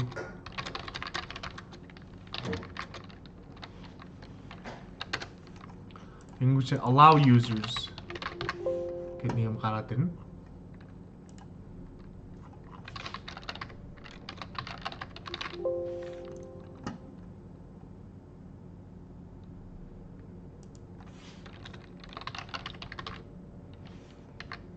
Allow users.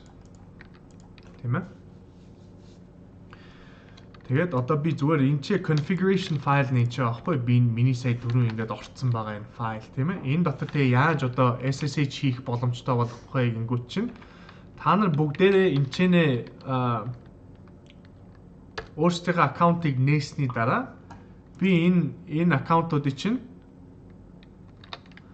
аккаунттай хүмүүсийг чинь би SSH хийх боломжтой болгох тохиргоог нь би хийх байхгүй юу? Root-ээрээ. Та нар бүгдээрээ хийчих болно. Гэхдээ алдаа гаргах магадлал бол маш их байгаа. Тэрийг бол би өөрөө тийм ээ алдаа өөрөө захираад хийчи одоохондоо. Тэгээд тех хүртэл та нар бүгдээрээ өөрийнхөө аккаунтыг ингээд нэгээд авчаарай. За би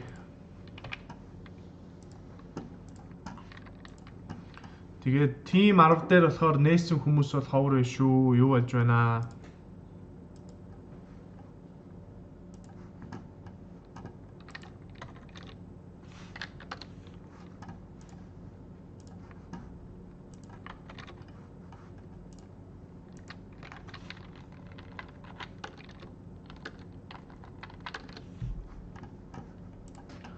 Хоцорж ирсэн хүмүүс нь хоцорж орж иж байгаа хүмүүс өмнөх бичлэгүүдээ сайн бүгднийг нь үзээрэй.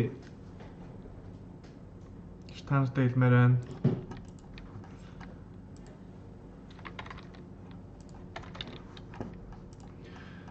Тэгээд одоо бид нэр ямар боломжтой болсон бэ? Ийм төхөөрөмжүүдийг одоо суулгасаар ямар боломжтой болсон бэ гэхээр хинч одоо ямар ч нөхцөл байсан компьютер чинь серверд явуулахгүй, компьютер чинь AMPP-с явахгүй байсан ийм боломжуудыг бүгднийг нь олгож байгаа шүү. Асуух зүйл байвал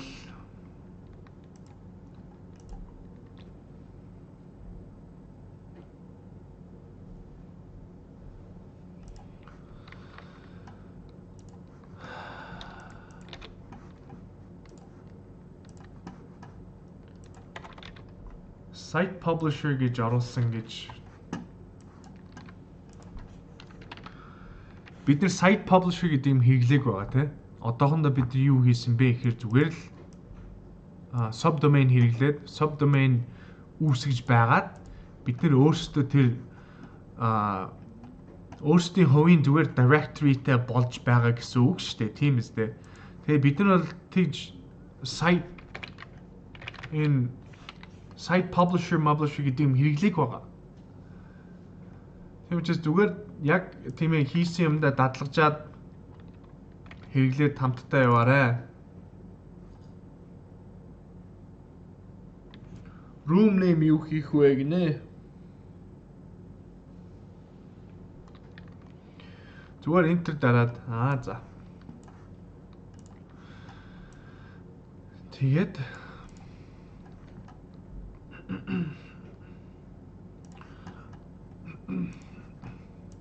одоо энэ Linux server дээр явуулж байгаа шүү дээ бид нар одоо энэ Ubuntu гэдэг сервер одоо бидний чи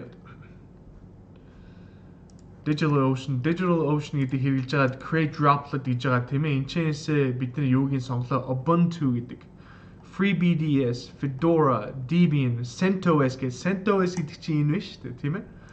Энэ ийм 5 төрлийн байгаа. Бид нэр одоо Ubuntu гэдгийг л хэрэгжилж байгаа.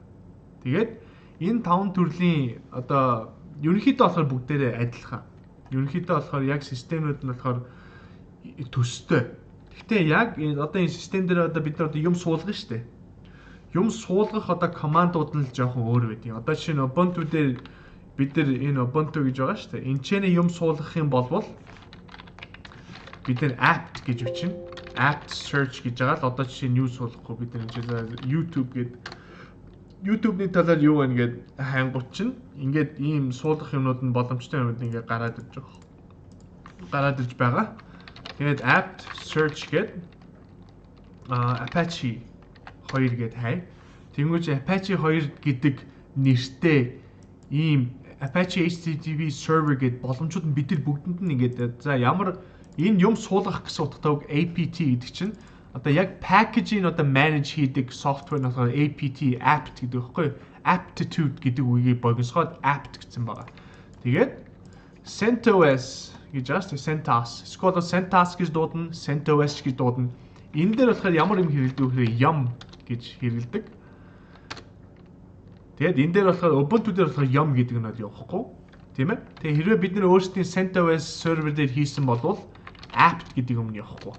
Тэгээд энэ одоо хоёр төрлийн одоо ерөнхийдөө бол маш их хэрэглэгддэг хоёр төрлийн серверийнх нь одоо англи нь ийм хоёр төрлийн одоо тийм ээ байгаа байхгүй. Энийг ерөнхийдөө бол хэрэглэнэ. За FreeBDS-ийг бол ерөнхийдөө бол тийм ээ энэ мэрэгжлэр бол баг энд хүрнэ гэж байхгүй гэж ойлгох хэрэгтэй. Энэ болохоор маш одоо юу гэх юм advanced гэж явж байгаа тийм ээ хүндрүүлсэн. Тэгээд энэ за Fedora нь болохоор чинь CentOS-тэй адилхан. Fedora, CentOS. Debian, Ubuntu хоёр адилхан. Ubuntu чинь Debian дээр яасан, CentOS чинь Fedora дээр яасан гэж үндэслсэн гэж ойлгох хэрэгтэй. Тэгээд CentOS чинь болохоор яг ингэ package-тай тийм ээ яг одоо бүрэн тоногтолтой ирж болдог тийм ээ. Тэгээд Debian хэрвээ зүгээр CentOS-гүй зүгээр CentOS-ийн үндсэн системийг авъя гэх юм бол Fedora авч болдог. Тэгээ Ubuntu-гийнхаа үндсэн системийг авъя гэх юм бол Debian гэж авч болдог. Тэгээ Debian, Ubuntu, Fedora, CentOS гэж байна. Тэгээ FreeBDS гэдэг чинь тэгээ за ерөнхийдөө болохоор өөрийнхөө бид нар л ерөөсөө хэрэглэхгүй. Тэгээд энэ FreeBDS дээр одоо юу суулгадаг вэ гэхэд одоо firewall шүү дээ. Firewall тусгай одоо том компаниуд одоо хэд 100 компьютертэй хоёр тийм хэдэн мянган компьютертэй тийм том компаниуд байна шүү дээ. Тэд нар чинь айгүй хүчин чадалтай тийм ээ firewall тийм нөгөө вирус одоо ингээ атак болж штэ хакерууд атак хийх тийм одоо тусгай тийм хэдэн тийм юу firewallтай байдаг байхгүй юу? Тэр firewall одоо үүсгэх гэх юм бол ийм FreeBDS гэдэг одоо төхөөрөмжийг ерөнхийдөө бол би ганц юунд хэрэглэж байсан бэ FreeBDS-ийг юунд хэрэглэж байсан бэ гэхээр firewall хийхэд л хэрэглэж байсан. Тэгээд тэр болохоор одоо өнөөдрийн бидний энэ манай сургалтаа сурах байгаа зүйлээс бол тийм ээ маш хэдэн жилийн дараа сурах зүйл байгаа. Тэрэнд бол санаа зовох юм байхгүй. Би та нартай зүгээр л мэдлэгээсээ туршихаас хуваалцах гэж тэрийг дурдж байна. За тэгээд өнөөдөр тэгэл дахиад одоо ингээд амжсангүй дээ тий. Жохон юм энэчээ суулгаж үзүүлэе гэж бодож байсан. Гэхдээ одоо бид нар бүгдээрээ root accessтэй тийм ээ. Root accessтэй учраас бид нар энэчээ одоо яг өөрсдийнхөө юмыг суулгаад энэ Nginx гэдэг юмыг суулгана. Бид нар бол Apache гэдэг юм чи одоо яг юун дээр явж байгаа гэхээр энэ cPanel шүү дээ. cPanel чинь ерөнхийдөө болохоор Apache дээр явж байгаа гэж ойлгох хэрэгтэй. Тэгээ одоо энэ би Apache гээд хангуч чинь Apache гээд байгаа шүү дээ тийм ээ. За энэ би Nginx гээд хангуч Nginx байхгүй. Nginx чинь болохоор яг одоо энэ нөө lamp stack, full stack хүмүүс байна шүү дээ. Бүх юмыг тохируулдаг, серверийн тохиргоо бүгдийг нь хийдэг. Тийм төхөөрөмжөнд маш их ачаал маш их одоо тийм ээ чадвартай даадаг вебсайтын серверийн систем болохоор Nginx байгаа. Бид энэ Nginx-ийг суулгана, MariaDB-ийг суулгана. Энэ өнөөдөр өөрсдийн авсан энэ серверүүд дээр тийм ээ. Тэгээд нэг хүн одоо ингээд энэ сервер дээр ингээд суулгацсан байлаа гэхэд дахиж суулгана гэж байхгүй. Тэрийг устгаж суулгана. Тийм учраас бид нэр энийг хамтдаа дагж хийж явахдаа нэгэн суулгаад за суулгасныхаа дараа тийм ээ за суучлаа болж гинэ гэх юм бол нөгөөх нь тэр болцсныхаа дараа устгаад тэгээд би дахиж суулгаад устгаад тэгээд явна гэсэн үг. Энэ болохоор ерөнхийдөө ямар ч ялгаагүй. Бид нар одоо зүгээр энэ юун дээр Windows систем дээр одоо ингэ бид нар юм суулгадаг шүү дээ. Download хийгээл executable файлыг уншуулад тэгснийхаа дараа бид нар add remove гэж ийш орж байгаа. За надад болохоор ерөнхийдөө энэ AMPPS хэрэггүй дээ гэд uninstall гэдээ дардсан шүү дээ. Яг тэр шиг энэ uninstall өнөөдөр бидний Knopp дээр дарж ахт цаана нь юу болж байна вэ гэхээр чинь зүгээр яг энэ hard disk-ээр одоо ингэ явж байгаа энэ command шиг тийм ээ зүгээр л энэчээл юм бичигдээд байгаа гэсэн. Биднэрт л тэр бичиж байгаа юм харагдахгүй зүгээр дүрсээрээ л ингэж бид нэр өдөрдөг амарчлахын тулд тийм хийсэн байгаа гэж тийм ээ гэж ойлгох хэрэгтэй. Тийм учраас зүгээр одоо яг энэ Ubuntu систем дээр бид нар юм суулгах юм бол суулгасан шиг устгахч болно. Тэгээд ерөнхийдөө компьютерийг одоо бид нар яаж хэрэглэдэг юм тийм ээ? Компьютер дотор юм руу орно, юм руу гарна, юм онгойлгоно, юм тэр програмаа хаана. Тэгээд хэрэглэх програмаа суулгаж авна, хэрэгснийхаа дараа хэрэггүй байх юм бол устгаж авна. Тийм ээ? Ерөнхий хэрэглээ бол тийм байгаа шүү дээ. Тэгээд суулгасан програмаа асаагаад хэрэглэнэ. Тийм л юм байна. Яг тэр шиг л бодитоор бид нар одоо энэ чинь тийм ээ apt гэж бичиж байгаад install гэж байгаад за ямар юм суулгах вэ гэдгийнхаа мэдээллийг софтверийнхаа нэрийг нийшээ оруулаад тэгээд суулгах чинь гэсэн үг. Тэгээд apt install гэж байгаа шүү дээ. Тэр шиг apt remove гэж бол. Apt remove гэж за энэ систем дотор байгаа суулцсан байгаа ямар төхөөрөмж байгаа тэрнээсээ за энэ алийн устгахгүй гэж байгаад устгахч болно. Тэгэл ерөнхийдөө энэ болохоор нэг тийм ээ айгаад байх зүйл биш. Тэгээд тэр тусмаа одоо бид нар энэ чинь ингээд туршлага дадлага хийж байгаа. Энэ бидний хэрэглэж байгаа энэ Digital Ocean байна шүү дээ. За энэ чинь бид нар баахан юм хийж байгаа болохоо болоод. За сервертэй чинь баахан юм суулгах чинь юу ч ойлгохгүй байна. Юу ч тийм ээ яхаа удирдахаа болж чадлаа мэдгүй боллоо гэх юм бол энэ чээс destroy гээл дахиж шинийг үүсгээд дахиж давтаад дадлагжаад явах боломжтой. Тэр боломжийг бидний линкээр дамжих юм бол сар хэрэгж болно. Тэгээд сар хэрэгсэнийхаа дараа энэ аккаунтаа хаагаад бүх юмаа устгаад тэгээд яахад бол ямар ч зардал гарахгүй биднэрт. Тийм боломжийг олгож байгаа шүү. За push гэсэн хаяг нэгдэж юу багшаа. За push гэсэн хаяг нэгдэж юу багшаа гэж байна. Ямар аль сервер дээр вэ? Баг юу вүлээ? Баг мага юу бага сайн тайлбарлаж асуугаарай. cPanel file manager дээр бичсэн индексийг яаж subdomainer харах уу багшаа. За аль cPanel дээр вэ? Тэрийг надад сайн тодорхой бичиж асуугаарай. Би одоо аль юун дээр байгаа гэдгийг 10 cPanel байгаа тийм ээ. Хэлүүн аль нь орж аль ямар subdomain дээр нь байгаа гэдгийг бол би бол үнэхээр тэрийг бол цээжилж чадахгүй. Тийм учраас за миний cPanel ингээд байна гэх юм бол ядаж cPanel-ийнхаа линкийг тийм ээ. Тэрийг над руу явуулаарай. Тэгэх юм бол би тусч чадна шүү. За file manager гэдэг одоо энэ чи ороод үзье. Gam Baller гэдэг тийм ээ apprentice цэг вебсайт гэдэг юм дээр Gam Baller гэдэг subdomain үүсгэсэн байна. Тэгээд энэ Gam Baller гэдэг subdomain руу бид нэр орох юм болвол энэ channel юу файлаа хийж ийж тийм ээ. Одоо жишээ нь ийшээ ороход ямар ч файл индекс энэ ч бол байхгүй байхгүй. Энэ чинь өөрсдийнхөө индекс гэдэг файлыг оруулж ийж тавьж ийж энэ чинь бид энэ Apache гэдэг сервер чинь тэр файлыг хайж байгаа гэж бидний ойлгосон шүү дээ. Тийм үстэй. Default цэг HTML юм уу? Default цэг PHP юм уу? Эсвэл index цэг HTML юм уу? Index цэг PHP гэдэг файлуудыг энэчээс хайж байгаа. Энэчээ байхгүй учраас зүгээр энэчээ хамаг зүгээр үндсэндээ үүсгчдэг ийм файлууд байгаа байхгүй юу? Тэгээд өөрийнхөө subdomain дээр юм харьяа гэх юм бол өөрийнхөө энэ үүсгэсэн file manager гэж одоо энэчээ cozy цэг apprentice гэж байна.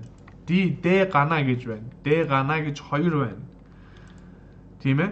Тэгэхэд энэ дотор л бид нар одоо файлаа хийнгүүч чинь. За cozy гэдэг рүү оръё. Энэ дотор бол cozy гэдэг дотор юм алга. Энэ бол дахиад л ийм зүгээр нөө файлуудын жагсаага гараад ирчин тийм ээ. Тэгээд Gam Baller гэж оръё. Тэгэд ийм л юм байхгүй. Тэгээд зүгээр энэ root одоо энэ үндсэн юу файлуудад ингээ хадгалж байгаа public HTML шүү дээ.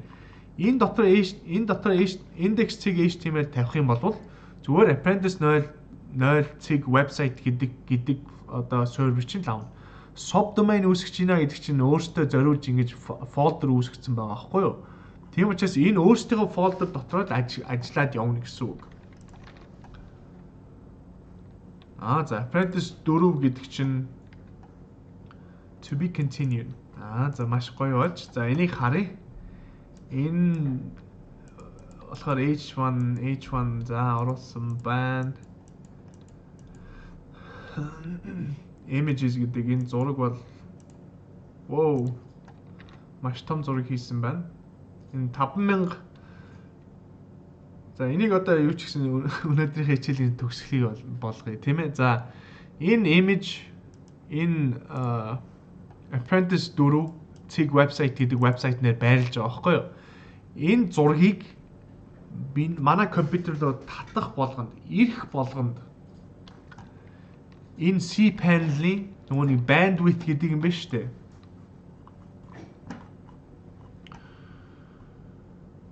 Package гэж орё.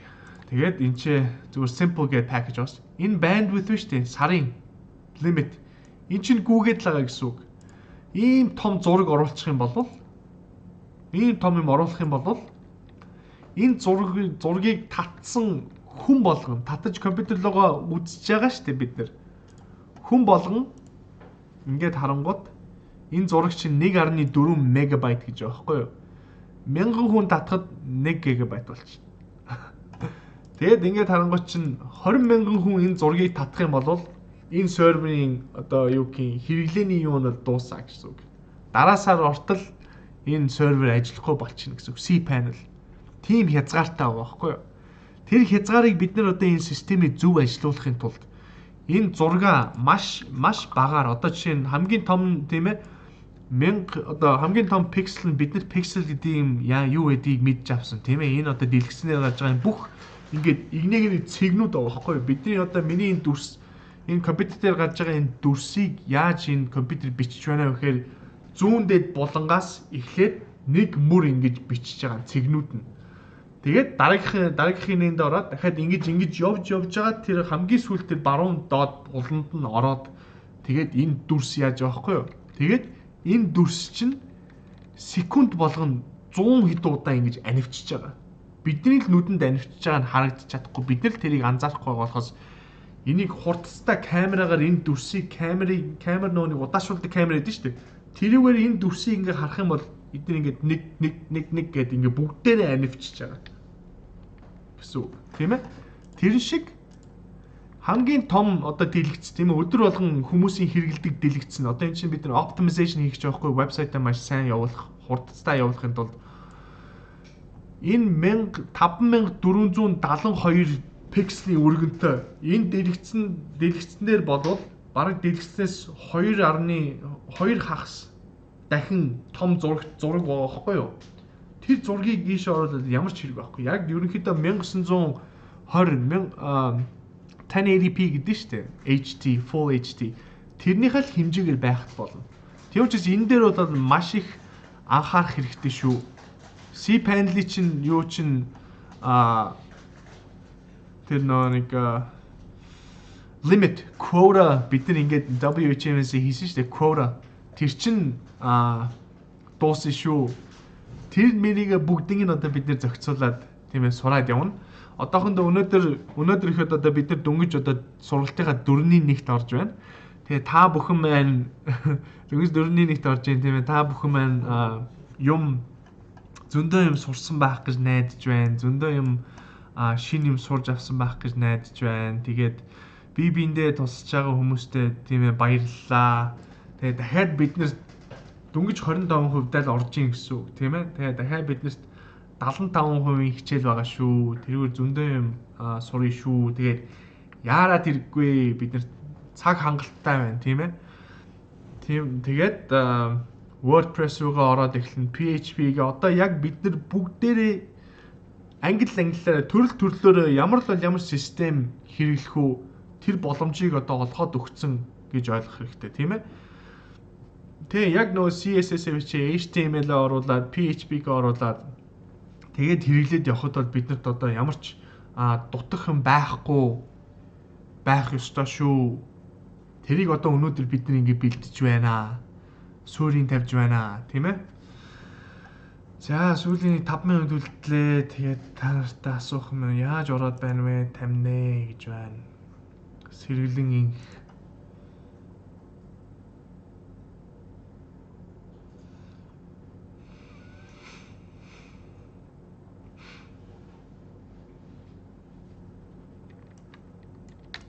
За subdomain гэдгийн талаар би ерөнхийдөө бараг 2 дугаар хичээлээс эхлээд заагаад бүгдийг нь тайлбарлаад энэ cPanel гэж юу юм, WHM гэж юу юм бүгдийг нь тайлбарлсан байгаа шүү. Хоцорч орж ирж байгаа хүмүүс асууж гуйж орж ирчээд өнгөрсөн хичээлүүдээ үзэхгүй байвал та нар бидэрт ингэж юу садаа болж байгаа шүү, удаж байгаа шүү. Бинийг хүндлээд тэр хичээлээ давтаад үзээрэй. Тийм ээ, бүгдийг нь заасан байгаа. Хэд удаа заасан байгаа шүү. Тийм ээ. Тэгээ бүгдээрээ одоо хамтдаа явахын тулд гүйцээд бүгдийг нь үзээд аваарай. Тэгэхгүй шууд өнөөдөр орж ичээд өнөөдрийн хичээлээс ингэж юмаа сураад тийм ээ явна гэхэл бол хэцүү шүү. Бидний ализийн тийм ээ 4-1-ийг явцсан байна гэсэн үг. Тэр 4-1-ийн одоо энэ сургалтын 4-1-ийн заасан зүйлийг бүгднийг та нар гүйц сурж аваарай гэж дахин сануулмаар байна шүү. Сүүлд нэг хэдэн хүн 2-3 хүн асууж аваад орж ирсэн байгаа. Тийм ээ, бид нар тэр хүмүүсийг оруулахгүйгээд авах хэцүү, тийм ээ, гуйгаад байгаа асуугаад байгаа хүмүүс. Тийм учраас бид нар та нар аль хэзээ эхэлсэн ч гэсэн оруулсан байгаа шүү. Тийм учраас бинийг хүндлээд, тийм ээ, бидний сургалтыг хүндлээд тэр хичээлээ сайн гүйцээд сурж аваарай гэж гуйя.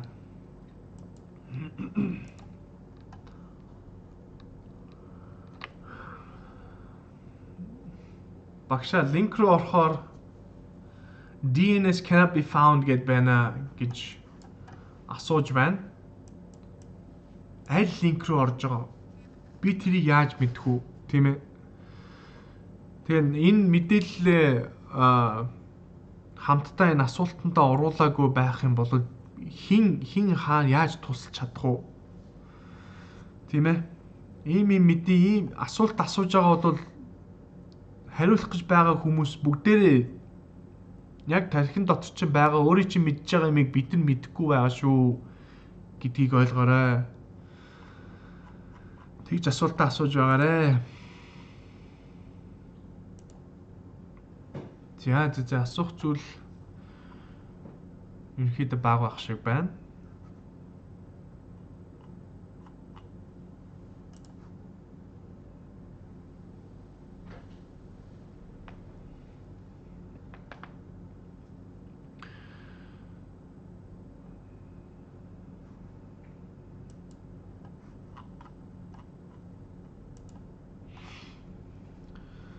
cPanel орохгүй байна. User account-аараа SSH-ийг тохируулаагүй байгаа болохоор орохгүй байгаа мó.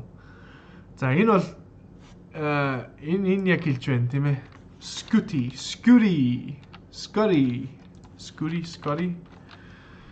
SSH-ийг cPanel гэж байна тийм ээ. cPanel чинь бидний яг энэ хэрэглэж байгаа энэ төхөөрөмж шүү дээ. Энэ төхөөрөмж бидний одоо энэ хэрэглэж байгаа сервер байна шүү дээ. Энэ SSH хийгээд ороод байгаа. Энэ сервертэй ямар ч тийм холбоо байхгүй. Энэ зүгээр cPanel-ыг хэрэглээд явах хүмүүсийн хиннийгээ хэрэглээд яваад тэгээд энэ сервер хэрэглээд явахын дагалдаад хэрэглээд яваад хамтдаа хийгээд яваарай гэж үүсгэсэн байгаа тийм ээ. Тэгсэн чинь user account-аараа орж болохгүй байна. SSH-ийг тохируулаагүй байгаа болохоор орохгүй байгаа мó гэж асууж байна.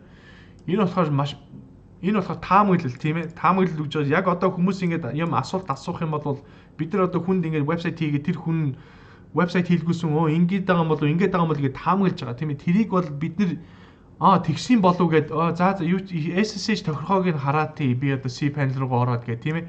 Тэгэхгүй зүгээр яг боддоор одоо өөрийнхөө мэдлэгтээ итгээд тэр энэ асууж байгаа асуултын зөв ойлгоод тийм ээ хариултыг өгөх ёстой.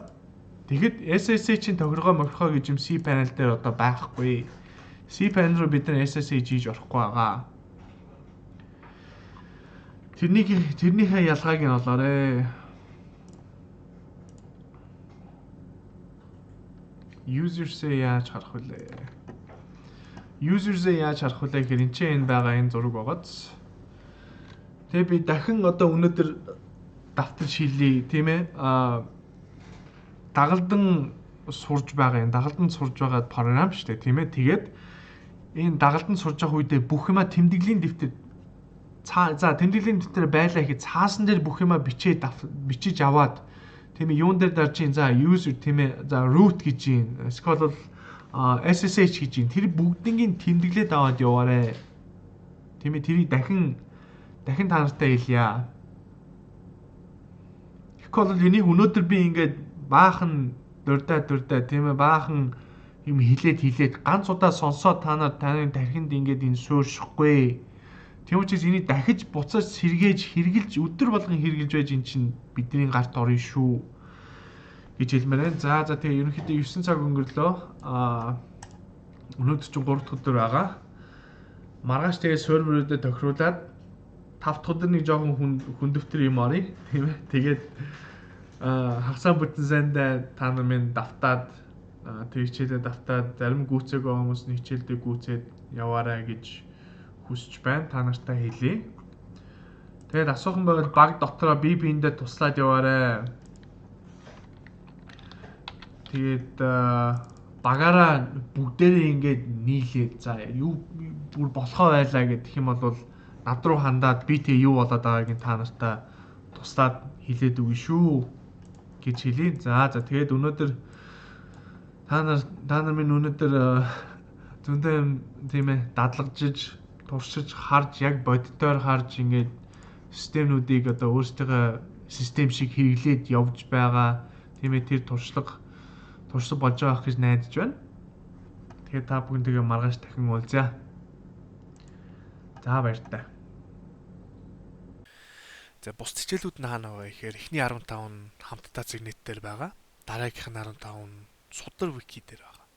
Үлдсэн 13 нь бол apprentice segment дээр байгаа. Тэгээд энэ сургалт маань 3 жилийн өмнө явагдахдаа 2 сар үргэлжилж өдөр болгон орой 7 цагаас 9 цагийн хооронд явагдсан шууд цацсан тэмцлэг байгаа. Тэгээд энэ сургалтаас авах юм аваад тий хаях юм хаяад мэдээж үнэгүй сургалт юм чинь. Тэгээд хамгийн гол захим зүйл юу вэ гэхээр бити шантраарай. Тийм ээ, бүгдийг нь ядаж үзээд дуусгачихаа.